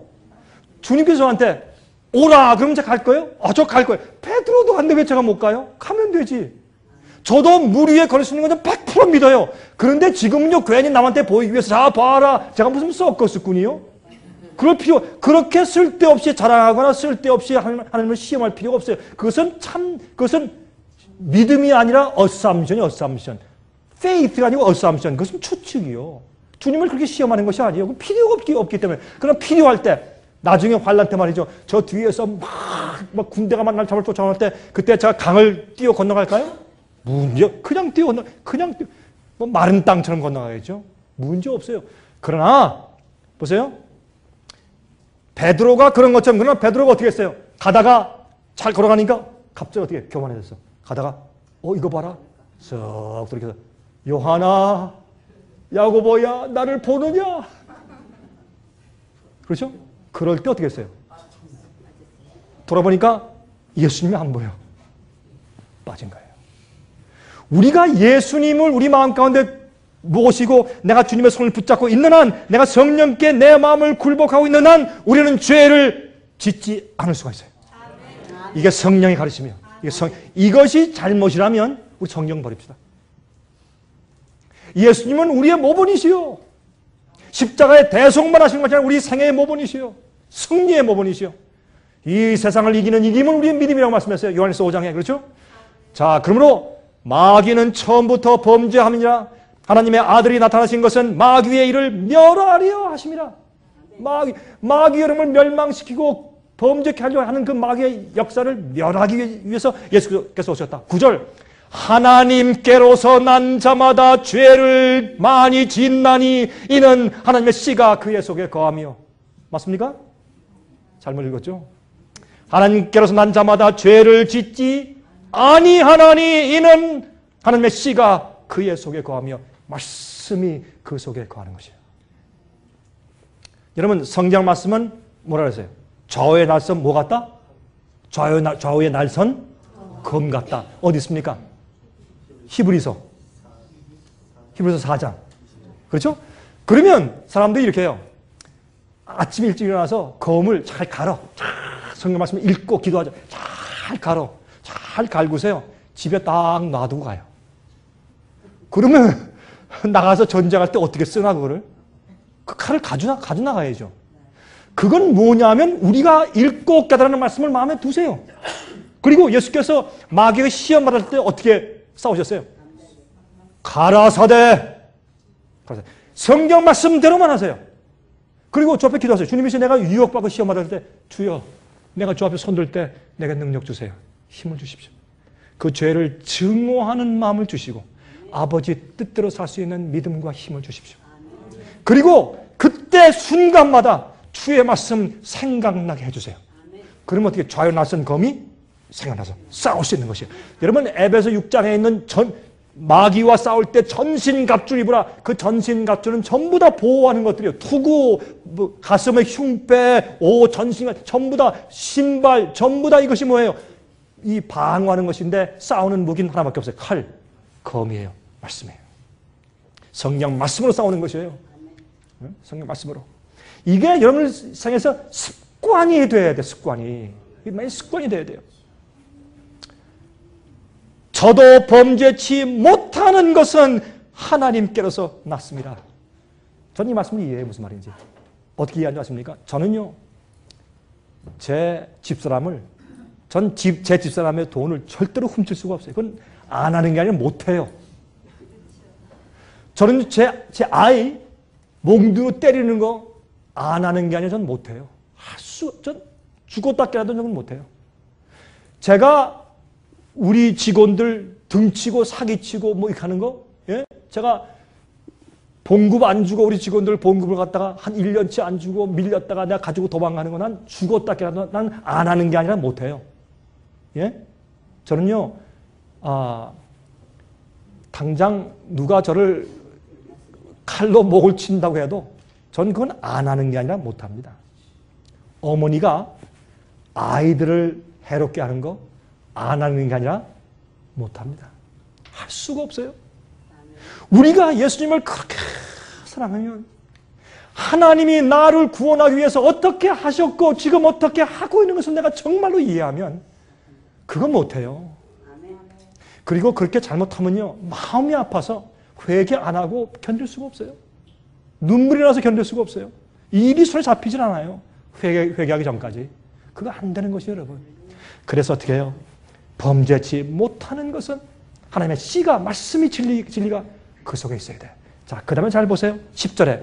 이러므로, 영어로 therefore, 뭐예요? 결론적으로, 그러므로, 이렇게 쭉 말했는데, 그러므로 결론적으로 하나님의 자녀들과 마귀의 자녀들이 어떻게 되나니? 나타나니. 알곡과 가라지가 딱 갈라져요. 언제? 마지막 시대에. 지금 이 시대에는, 여러분 옛날 보지 마세요. 지금 이 시대에는 세상 기독교 역사의 초수 때요. 알곡과 가라지가 갈라지는 때요. 이때 알곡이 준비되고 가라지가 준비되었는데 어떤 자들이요? 주의 말씀대로 살고 계명을 지키는 자들과 그렇지 않는 자들, 죄를 버리고 승리하는 자들과 죄를 계속 짓고 버리지 않고 사는 자들 사이에 하나님의 자녀와 마귀의 자녀가 갈라지고 있어요. 두 무리입니다. 이 두 무리가 겉으로 보이게 갈라지는데 그것이 뭔지 아십니까? 속으로 이렇게 갈라진 내적인 알곡과 가라지의 복음의 경험이 겉으로 눈에 보이게 갈라지는 것이 뭐냐면 짐승의 표를 받은 자들과 하나님의 인을 받은 자들이라 그 말이에요. 그런데 사람들이 왜 짐승의 표 그러면 컴퓨터 666 카드 받은 것이라 그러냐 말이에요. 내적인 경험이 겉으로 드러나는 것이에요, 여러분.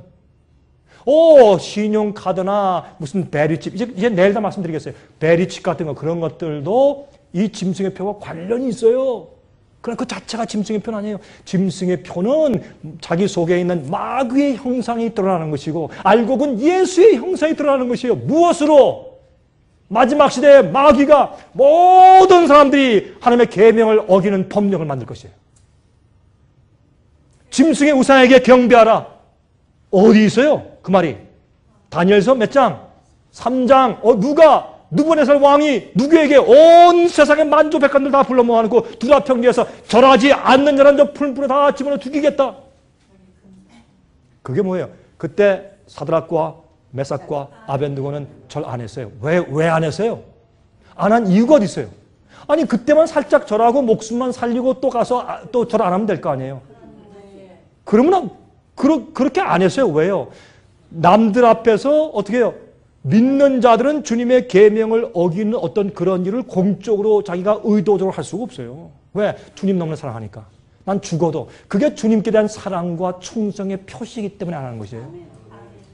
옛날에 우리 한국에서 신사참배 왜 안 했어요? 왜 신사참배 안 했어요? 둘째 계명 어기는 것이니까 우상 숭배하지 말라 그랬으니까. 사드락과 메삭과 아벤느고 마찬가지예요. 마지막 시대에 하나님의 계명을 어기게 하는 법령이 딱 생겨요. 근데 사람들이요, 이게 짐승의 편가 아닌가 그렇게 다 속아 넘어가게 돼 있어요. 이게 문제예요. 이게 문제예요. 자, 이제 갑시다.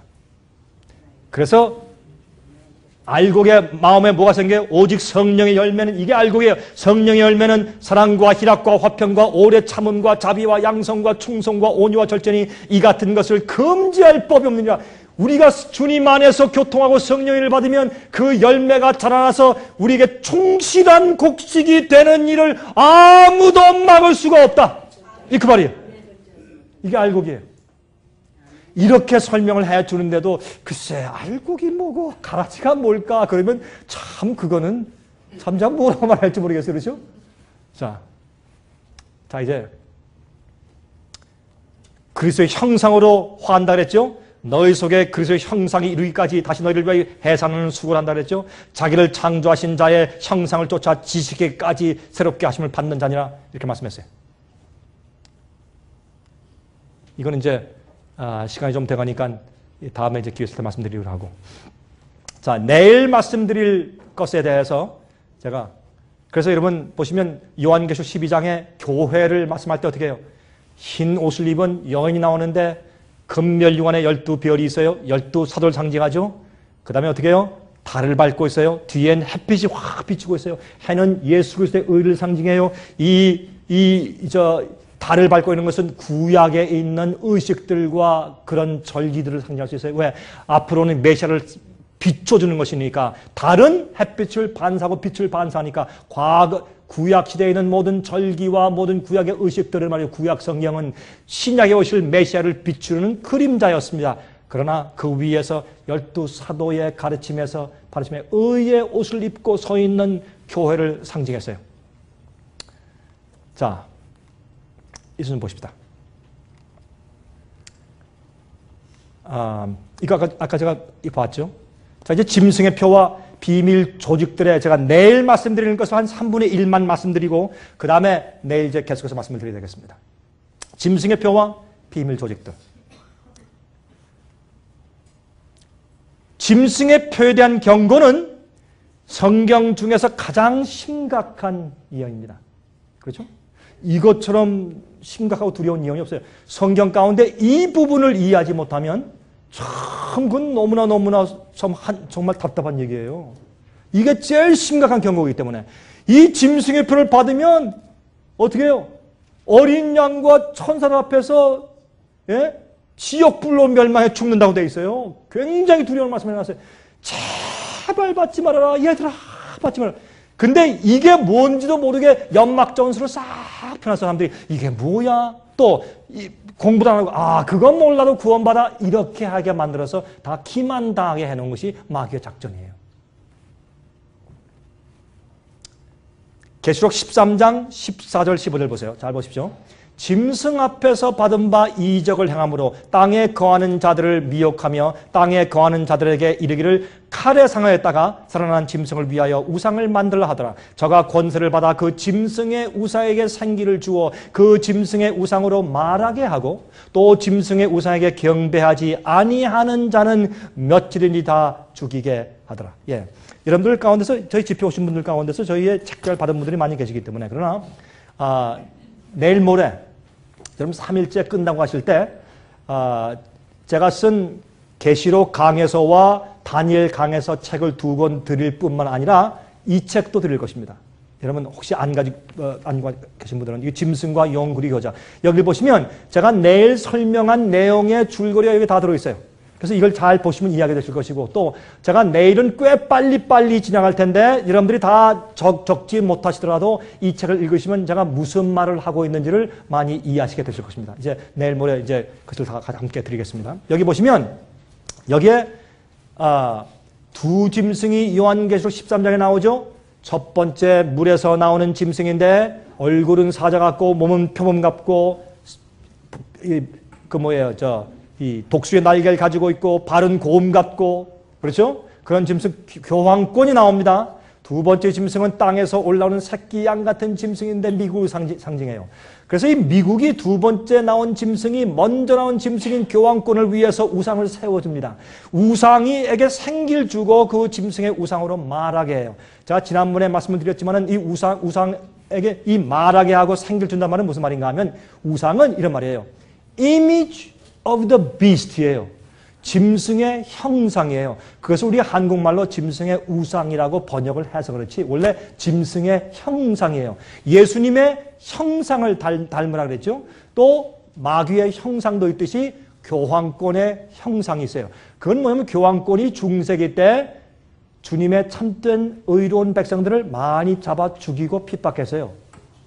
그런 일을 다시 하는데 미국에서부터 시작해서 온 세상에 그 일을 다시 하게 돼요. 그런 일을 위해서 지금 어떤 일이 이루어지고 있는가, 바로 얼마 최근에 어떤 일을 했는가 하는 것을 내일 제가 설명을 좀 드릴 것입니다. 그런데 여러분 이것을 가만히 보면 이게 우상에게 과거의 중세기 때 세상을 지배하고 주님의 참 백성들을 핍박하던 그 일을 다시 하도록 무엇을 줘요? 생기를 주어요. 누가? 미국이. 그 다음에 그 우상에게 우상으로 말하게 해요. 여러분 여기서 말하게 한 짐승이 말하게 한다. 나중에 새끼 양처럼 올라온 미국이 용처럼 말한다. 용처럼 말한다고 하는 것은 법으로 마귀 짓을 한다. 그런 뜻입니다. 법으로 어떤 일을 강요하는 것이 말하는 것이에요. 여러분 독재주의에서는 독재주의자가 말하면 어떻게 해요? 그냥 하죠. 그러나 민주주의에서는 법을 세워야 말하죠. 그렇죠? 아무리 대통령이 뭐라고 해도 우리가 대통령을 수호할 수 있어요? 없어요? 미국에서? 할 수 있어요. 그렇죠? 미국에서는 이 자유주의 국가에서는 말이죠. 미국 정부를 향해서 수호할 수 있어요. 여러분 아세요? 1960년도 초인가 어떤 사람이 말이죠. 이 미국 재무부를 향해서 은행을 향해서 수를 한 거 여러분 혹시 신문에서 본 적 있어요? 이 은행과 미국 재무부를 향해서 수를 했어요. 왜? 빚을 융자를 했는데 융자 갚을 돈이 없어요. 난 못 갚겠어 하고 수를 했어요. 이게 기가 막힌 수가 아니에요? 근데 이 사람이 이겼어요 나중에. 왜? 저 은행은 나한테 융자해 줄 때 은행에서 진짜 그 돈이 있는 것이 아니라 그냥 종이 쪽지 하나만 주었어. 그러니 나도 진짜 돈을 갚을 필요가 없어. 이렇게 수를 했는데 그 사람이 이겼어요. 나중에. 여러분 그에 이제 설명은 제가 다 안 드리겠지만 그런 일이 있었어요. 실제로 미국에서. 그게 미국 자유주의 국가예요. 근데 미국에서 이 자유민주주의 국가에서 사람들에게 뭘 복종시키고 어떻게 가하려면 뭘로? 법을 만들어서 말한단 말이에요. 이해하시겠습니까? 그래서 이 우상에게 생기를 주어요. 이 교황권의 그 우상, 교황권이 과거에 한 짓, 그것이 다시 미국에서 종교재판, 그렇죠? 그런 일이 다시 생기게 하면서 법을 만들어서 사람들을 강요하는 일이 온다. 그 말이에요. 이게 여러분 얼마나 가까이 온 줄 아세요? 참 제가 어제는 답답해요. 너무 답답해요. 제가 미친 사람이든지 제가 옳든지 둘 중에 하나예요. 여러분 내일 제가 들어보시면 저 강 목사가 조금 같구나 그렇게 생각하시든지 이거 내가 준비되겠다 이렇게 하시든지 여러분 둘 중에 하나예요. 여러분 마음대로 하세요. 여러분 이런 건 자유니까. 그렇죠? 또 짐승의 우상에게 경배하지 아니하는 자는 며칠인지 다 죽이게 하더라. 이게 짐승의 표현 환란이에요. 그런데 이건 우리 좀 지나갑시다. 시간이 좀 걸리겠습니까? 파수꾼의 역할이 무엇인가? 잘 보세요. 에스겔 3장 17절부터 21절. 인자야 내가 너를 이스라엘 족속의 파수꾼으로 세웠으니 너는 내 입의 말을 듣고 나를 대신하여 그들을 깨우치라. 가령 내가 악인에게 말하기를 너는 꼭 죽으리라 할 때에 내가 깨우치지 아니하거나 말로 악인에게 일러서 그 악한 길을 떠나 생명을 구원케 하지 아니하면 그 악인은 그 죄악 중에서 죽으려니와 내가 그 피값을 내 손에서 찾을 것이고. 이건 저는 참 심각하게 받아요, 이 말씀을. 그러나 내가 그 의인을 깨우쳐 범죄치 않게 하므로 그가 범죄치 아니하면 정령 살리니 이는 깨우침을 받으며 너도 내 영혼을 보존하리라. 빛을 받은 자는 파수꾼이요. 파수꾼이요. 이건 얘기해 줘야 돼요. 자, 그럼 짐승의 표란 무엇을 말하는 것인가? 여러분 짐승의 표가 뭡니까? 짐승의 표 할 때 짐승의 표만 생각하지 말고 먼저 짐승이 누군가를 알아야 돼요. 짐승이 누군가를 모르고 표만 얘기하면 안 돼요. 짐승의 표를 받지 마십시오. 근데 짐승이 누구예요? 그건 몰라요. 무조건 표 받지 마세요. 그럼 말이 안 되죠? 짐승이 누구고 무엇인지를 먼저 이해해야 할 것입니다. 그래야지 짐승의 표가 무엇인지 분명해지죠. 자, 짐승의 표를 강요하는 짐승의 세력을 지목해주는 9가지 힌트가 있어요. 이것은 제가 내일 모레 여러분 가실 때 나눠드릴 책자 가운데 다 포함되어 있기 때문에 제가 빨리빨리 가겠습니다. 이미 과거에 들은 분들도 계시고 짐승의 표를 강요하는 짐승의 세력이 누군가라고 딱 지목해주는 예언의 9가지 힌트가 있어요. 첫 번째 무엇인가? 이 작은 뿔과 다니엘서에 있는 작은 뿔과 이 요한계시록 13장에 있는 첫 번째 짐승은 로마의 분열, 로마 제국이 멸망하고 분열된 이후에 유럽에서 일어날 것이다 라고 성경은 예언해 주었어요. 두 번째, 작은 뿔, 다니엘서의 작은 뿔과 또한 계시록 13장의 첫 번째 짐승은 종교적인 세력이다. 그렇게 성경을 말씀해 주고 있어요. 세 번째, 이 작은 뿔과 첫 번째 짐승은 크고 참남된 말을 한다고 했어요. 크고 참남된 말을 한다는 것은 뭐냐면 자기가 하나님이라고 하는 것, 내가 사람들을 용서한다? 그건 참남된 얘기예요. 그 다음에 네 번째, 작은 뿔과 첫 번째 짐승은 정치적인 세력이에요. 종교적인 세력이지만 동시에 정치적인 세력이에요. 이런 세력은 이 세상 역사에서 하나밖에 없어요. 우리 사람은 하나밖에 없습니다. 다섯 번째, 작은 뿔과 첫 번째 짐승은 성도들을 핍박한다고 성경은 말씀했습니다. 여섯 번째, 작은 뿔과 첫 번째 짐승은 1260년 동안 권세를 누린다고 되어 있어요. 한 때와 두 때와 반 때인데 3년 반인데 42달인데 그것은 1261인데 그것은 1일은 1년이라는 그런 예언, 기간적인 예언 해석의 원칙에 의해서 1260년 동안 권세를 누린다고 성경은 말씀하고 있어요. 일곱 번째, 작은 뿔은 하나님의 십계명을 변경시키고 계명 자체를 변경시키고 바꾸고자 할 것이다. 그렇게 말씀하고 있어요. 여덟 번째, 첫 번째 짐승은 죽게 되는 상처를 입었다가 회복된다고 되어 있어요. 한번 칼 맞아 죽어요, 이 짐승이.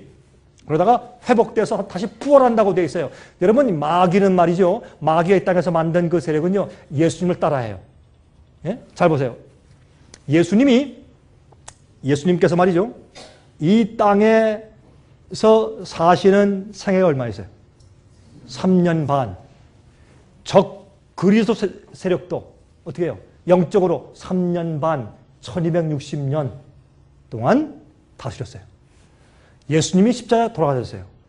적 그리스도 세력, 이 짐승의 세력도 맞아 죽어요, 한번. 그러다가 예수님이 부활했어요. 그도 세력이 부활해. 꼭 따라해요, 마귀가. 이것만 봐도 따라할 수 있어요. 그렇죠? 자, 아홉 번째, 첫 번째 짐승의 이름의 수는 666입니다. 이 아홉 가지의 이 힌트가 성경에 있기 때문에 이게 다 들어맞아야 돼. 여러분 보세요. 엉덩이가 좀 크다. 근데 새 종류다. 물 위에 뜬다. 주둥이가 좀 넙죽하고 길다. 소리를 꽥꽥꽥 한다. 그럼 뭐예요? 오리죠? 그런 식으로 이렇게 힌트가 있으면 정확한 결론이 하나밖에 없어요. 그러니까 어떤 이 세상 역사의 어떤 세력도 이 아홉 가지의 이 힌트, 아홉 가지의 적용을 전부 다 적용시킬 수 있는 세력은 아무도 없고 하나밖에 없어요. 그건 교황권이에요. 그건 바티칸 세력이에요. 여러분 아무리 해보세요. 이것 이외에 다르게 해석할 수가 없어요. 그래서 옛날에 종교개혁자 스윙글리, 허스, 제롬, 마틴 루터, 그 다음에 찰스 웨슬레, 요한 웨슬레, 존 넉스, 존 칼빈 이런 모든 사람들이 바로 이 세력을 짐승을 로만 캐톨릭의 교황이라고 다 풀어놓고 갔단 말입니다. 근데 요새는 왜 그렇게 안 해요, 교회에서? 참 이상하죠? 잃어버렸어요, 이런 것들을. 그래서 그래요.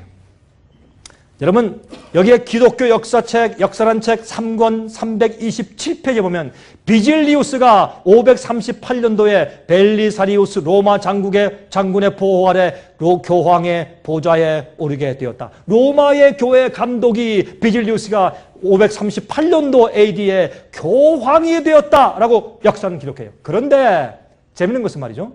자 보시면 저스티니안 로마 황제가 로마의 교회 감독을 전 세계 기독교의 머리요 교리의 확정자요 이단을 처벌하는 권위자로 임명하는 칙령이 효력을 발사하게 된 AD 538년을 합법적으로 교황이 최고의 교회 세력자로 부상한 시발점으로 간주하게 되었습니다. 그래서 교황권이 공식적으로 출발한 해는 AD 538년이라고 역사는 공식적으로 인식하고 있습니다. 그럼 그때부터 보십시다. 538년부터 1260년 동안 권세를 누린다고 되어 있는데 그때는 언제입니까? 1798년도입니다. 근데 1798년도에 어떤 일이 있었는가? 엔사이클로피디아 아메리카나 백과사전 1941년도 판에 1798년도에 버티어 장군은 이것은 불란서 혁명이 일어났던 나폴레옹 정부의 밑에 있던 버티어 장군은 로마에 들어가서 언제? 1798년도에 교황권의 정부를 전복시키고 새로운 정부를 수립하였다. 참 이상한 일이죠. 이것만 봐도 어떻게 해요? 538년부터 1798년까지 1260년 동안 권세를 누렸다 하는 것이 역사적으로 증명되는 것입니다. 또 그리고 어떻게 해요? 권세를 받아서 이제 주의 백성을 핍박해요. 또 권세를 받아 성도들과 싸워 이기게 되고, 그렇게 성경이 이제 말씀하고 있어요. 얼마나 많이 핍박했어요? 여러분 말할 수 없죠. 여러분 화형대에서 죽게 하고, 예, 사자밥이 되게 하고, 톱으로 켜서 죽이고. 여러분 제가요 한번 저기 이 피에먼 골짜기죠. 저쪽에 여러분 저기 이태리의 저 북부에 가면 투린이라는 그 조금 마을이 있어요. 그 투린이라는 마을에서 조금 계속 이제 살 타고 올라가면 거기에 이제 알프스 산의 계곡이 있는데, 거기는 이제 불란서와 그다음에 이 이태리가 좀 만나는 그 지점이죠. 거기 가면 옛날에 왈덴스인들이 살던 곳이 나와요. 거기 가면 왈덴스인들의 살던 곳에 이 조그만 이런 그 박물관이 있는데 조그매요. 제가 거기 들어가서 제가 사진을 보면서 제가 끔찍해서 볼 수가 없었어요. 사람을 종교 자폐를 통해서 사람을 죽이는데, 이단이라고 해서 죽이는데 어떻게 죽이냐면 큰 톱니바퀴를 2개 만들어서 그 사이에 사람을 끼워 돌려 오징어처럼 이렇게 납작하게 해서 그렇게 죽여요. 그리고 그냥 죽이는데 여인들의 유방을 가위로 큰 걸 잘라 이렇게.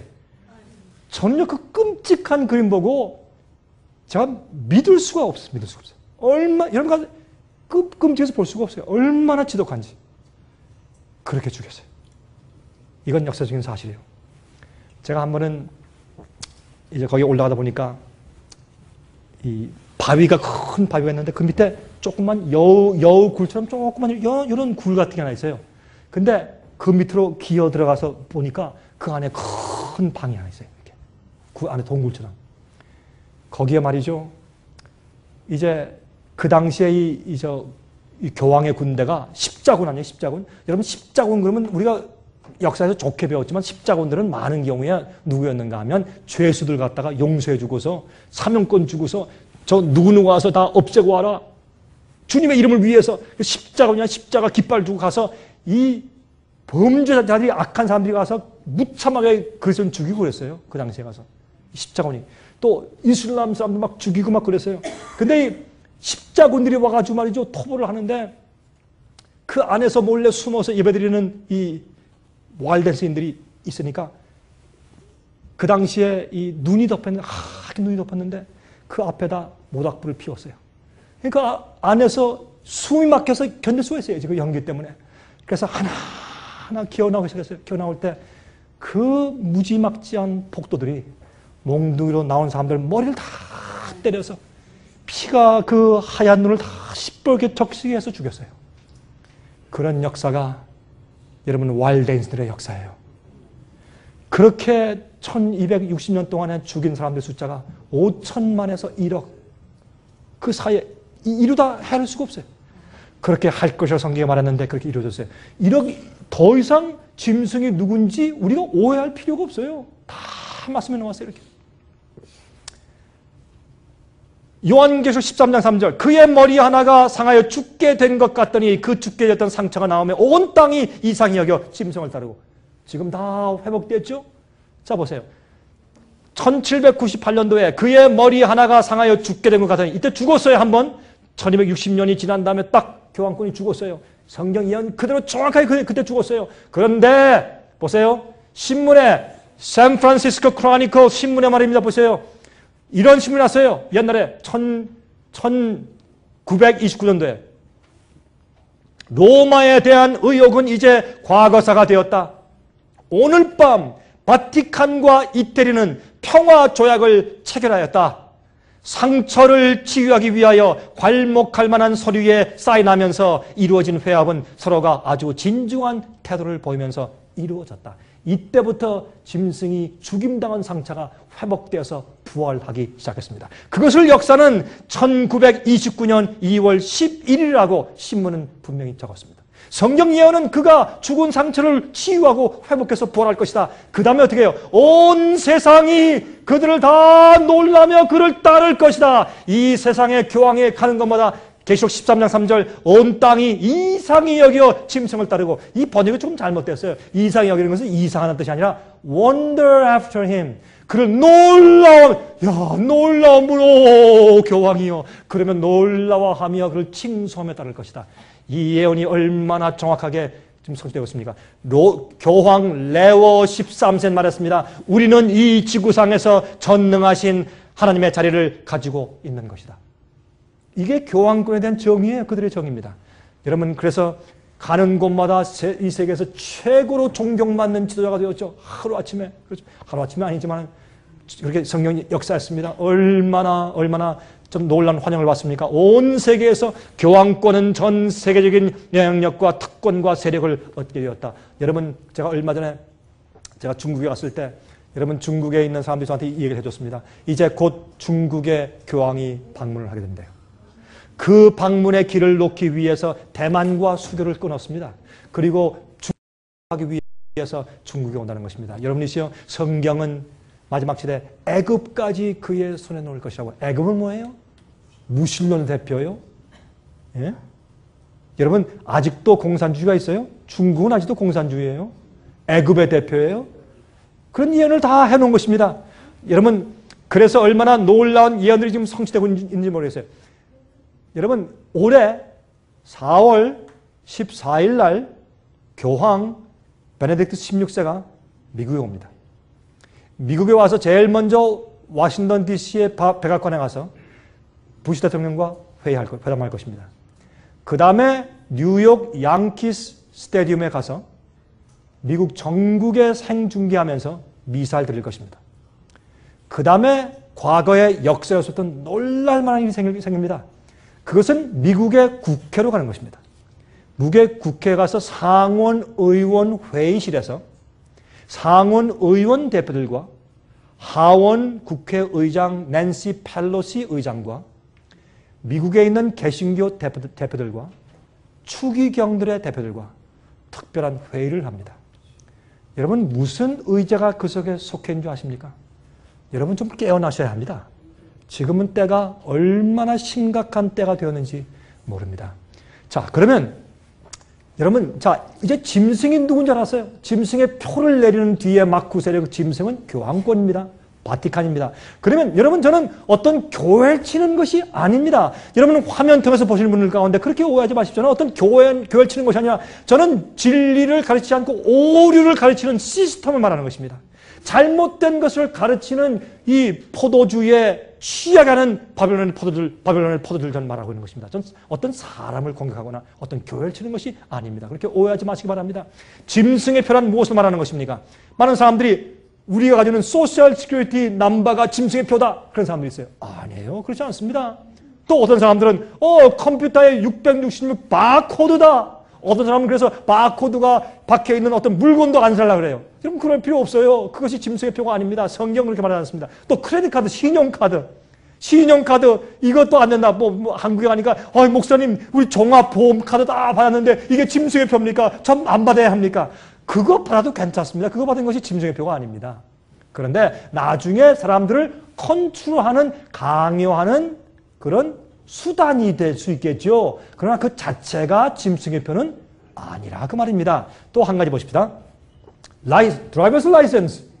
그렇죠. 제가요, 이 사람은 또 이 캘리포니아 드라이버스 라이센스. 드라이버스 라이센스를 받으면 이게 짐승의 표냐? 그렇지는 않습니다. 여러분, 오는 5월부터 2008년이죠. 2008년 5월부터 시작해서 2012년까지 미국에서 새로운 드라이버스 라이센스를 발부합니다. 여러분들은 앞으로 2012년까지 우리가 전부 다 우리의 이 운전 면허증이 다 바뀔 것입니다. 그 운전 면허증에는 조그만 스마트 칩이 다 들어있습니다. 그 칩 속에는 우리의 모든 역사와 신상 명세서와 모든 은행 잔고의 모든 것이 다 들어있습니다. 그 속에. 아무도 피할 수가 없습니다. 그것은 이 미국에서 오는 5월부터 시작해서 서서히 2012년까지 이 작업을 끝내기로 이미 다 정해져 있습니다. 여러분이 그거 막을 수가 없습니다. 그러면 그거 받는 게 짐승의 표인가? 그렇지는 않습니다. 그러나 여러분 아십니까? 이런 일이 생기기 이전에 짐승의 표에 강요하는 법제가 생긴다면 여러분 이렇게 생각하시죠? 아, 짐승의 표는 말이죠. 국회에서 뭐 하느냐 마느냐 막 이렇게 토론하다가 그때 생길 테니까 우리가 그때 깨어나가지고 준비할 시간이 있을 것이다. 아닙니다. 마귀는 그렇게 어리석지 않습니다. 제가 하더라도 저도 그렇게 어리석게 안 할 겁니다. 갑자기 뒤통수 때려버리지. 깜짝 이렇게 쫙 졸고 있는데 딱 잡았다 하면 그냥 가는 거지. 무슨 뭐 깨어나서 뭐 준비할 시간이 있어요. 마귀는 다 그렇게 하는 것이에요. 준비는 지금 하는 거예요. 지금 준비하는 거예요. 지금 나중에 하는 게 아니에요. 여러분 그러므로 여러분 이 드라이빙 라이선스를 받는다고 하는 것보다 짐승의 표가 내리면 이런 것들이 어떻게 해요? 사고 팔고 하지 못하게 하고 여러분을 컨트롤하고 주관하는 그런 강요하는 수단으로 사용될 것입니다. 여러분 보세요. 이 세상 전체가 이제 뭘로? 컴퓨터 시스템으로 모든 사람을 주관하는 세상이 되었어요. 피할 수가 없어요. 짐승의 표는 100년 전에 세상에 올 수가 없었어요. 이런 것이 없었기 때문에. 50년 전에 올 수가 없었어요. 20년 전에도 올 수가 없었어요. 슈퍼컴퓨터가 있고 모든 사람들을 강요하는 그런 수단이 준비된 이때에 오게 된 것이에요. 그래서 지금은 말세예요. 또 베리 칩이라고 해서 인체 이식 칩들 있죠? 조그만 쌀알 만한 것들 이런 것을 이렇게 집어넣어요. 어떤 것들은 말이죠? 보세요. 이렇게 깨알 같아. 조그매. 그렇죠? 이것을 RFID라 그러는데 겨자씨만한 크기의 전자칩에 여기에 많은 우리의 정보가 들어있어요. 이런 걸 딱 집어넣으니까 아프지도 않대요. 이렇게 딱 집어넣으면 이런 것들. 예? 겨자씨처럼 조그만 이런 것들. 이런 걸 박아놓으면 이거 가지고 다 하는 거예요. 앞으로. 여러분이 어디 있는지 인공위성으로 다 잡고. 피할 수가 없어요. 앞으로. 천사의 보함이 없으면 여러분 아무 데도 갈 데가 없어요. 피할 수가 없어요. 복음의 경험으로 주님이 내 속에 계시고 천사가 우리를 붙잡고 있어요. 그때 우리가 보호받는 것입니다. 자, 그러면 보세요. 계시록에 13장 누구든지 이 표를 가진 자 외에는 매매를 못하게 하니 이 표는 곧 짐승의 무엇이나? 이름이나 그 이름의 뭐라? 수라. 지혜가 여기 있으니 총명이 있는 자는 그 짐승의 수를 세어보라. 그 수는 무엇의 수니? 사람의 수니. 컴퓨터가 사람이에요? 컴퓨터가 사람이에요? 아니죠. 드라이버스 라이선스가 사람이에요? 아니에요. 베리 칩이 사람이에요? 아니에요. 여기 말하기를 이 짐승의 표는 짐승의 이름의 숫자라. 딱 나왔어요. 그 짐승은 기계가 아니라 사람이라. 그러니까 나왔죠? 짐승의 표는 짐승 교황권의 이름의 숫자라. 맞아요? 맞아요? 잘못됐어요? 잘못됐으면 말씀하세요. 그 짐승은 누군가? 교황권이다. 딱 나왔죠? 이건 여러분, 아무리 천년, 만년 공부해 보십시오. 이거 말고 다르게 결론 낼 수 있는가? 이건 하늘이 무너져도 이건 진리요. 교황권의 이름의 숫자예요. 사람의 숫자가 666이다. 딱 되어 있어요. 우리 솔직히 합시다. 이거 뭐 이리저리 돌리지 말고 딱 전국을 때리면 돼. 어려울 거 아무것도 없어요. 이게 계시록 13장 18절 아니에요?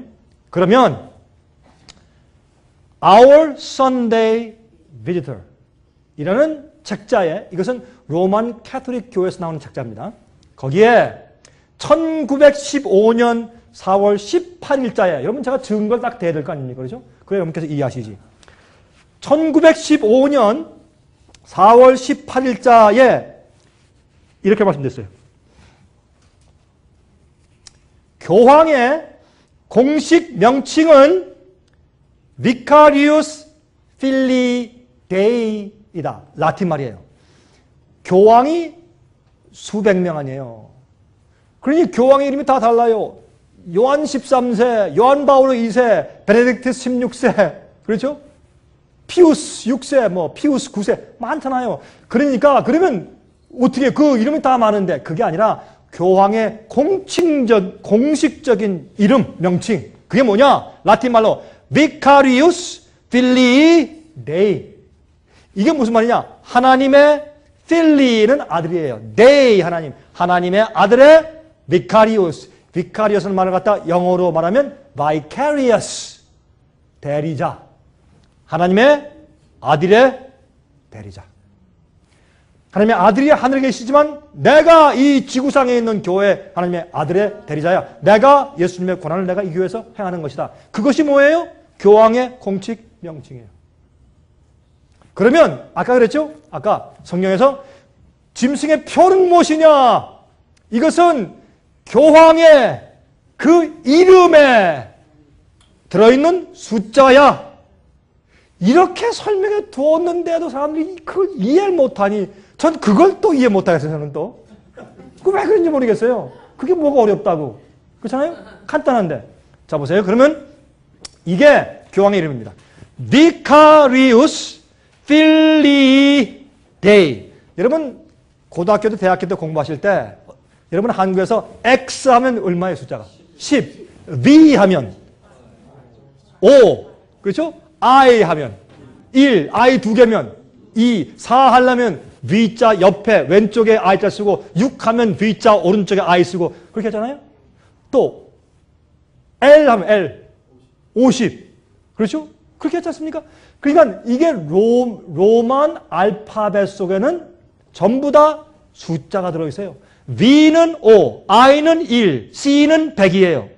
A와 R은 없어요. I는 1, U도 V하고 똑같이 5예요. S는 없어요. F도 없어요. I는 1, L은 50, I는 1, I는 1, D는 500이에요. D. 그 다음에 E는 없어요. I는 1. 더 해보세요. 666이에요. 제가 숫자 혹시 계산 잘못했나? 우리 다시 확인합시다. 자, 516, 106, 107, 그 다음에 112 맞아요? 예, 여기 또 1, 51, 52, 54 맞습니까? 여기 501, 501. 그러면 501, 53, 112 더하면 보십시다. 500, 665하고 6, 666 맞죠? 제가 계산 잘못하지 않았죠? 성경이 딱 얘기를 했어요. 이렇게. 자, 보십시다. 그러면 그런데 왜 성경에서 짐승의 표가 666이다 그랬느냐? 그게 재밌어요. 7은 완전 숫자고 6은 불완전 숫자예요. 여러분 역대하합니까? 한번 읽어보세요. 그러면 솔로몬의 1년 연봉 봉급이 얼마냐 아십니까? 금 666달란트예요. 왜 그렇게 받았느냐? 아무리 받고 쌓아도 부족하다. 그런 뜻이에요. 그게. 돈은 부족한 것이다. 666달란트를 받았어요. 이게 솔로몬 왕의 상징적으로 이렇게 받은 봉급이었어요. 그러므로 하나님께서 온전케 하신 것을 불완전한 인간이 대체해버려. 내가 하나님의 일을 해. 하나님의 고난을 행사해. 그게 뭐예요? 666이에요. 666은 그렇게 제가 설명을 좀 했어요. 성경에서. 그렇게 설명하는 것입니다. 짐승은 잘못된 종교 제도를 나타냅니다. 그리스도의 권위를 대치한 인간의 권위입니다. 하나님의 말씀을 대치한 인간의 전통과 유전이에요. 성경에서 어떻게 했느냐가 중요하지 않아요. 교회에서 어떻게 가르치고 어떤 식으로 행해왔느냐, 교회 전통, 그게 더 중요해요. 세 번째, 하나님의 계명을 대치한 인간이 만든 법이에요. 이것이 뭡니까? 짐승이 만들어낸 종교 제도를 억누러서 말하는 권위예요. 사람들을 강요하는 권위예요. 네 번째, 하나님을 예배하는 나를 바꾼 인간의 권위예요.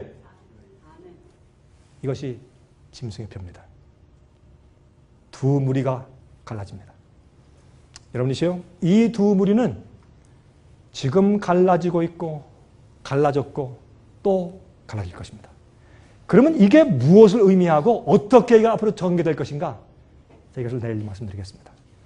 여러분이시요, 제가 제발 부탁드립니다. 제 얘기가 맞지 않으면 버리세요. 듣지 마세요. 그러나 제 얘기가 성경적이면 믿으세요. 받으십시오. 그대로 하십시오. 그리고 주의하십시오. 주위 사람들과 가족들에게 알리고 경고하십시오. 왜? 우린 파수꾼이니까. 예수님 속히 오십니다. 성령께서 마음 가운데 깨닫게 하시고 정말 그 말씀대로 변화시키는 놀라운 경험 매일 주시기를 간절하게 바랍니다.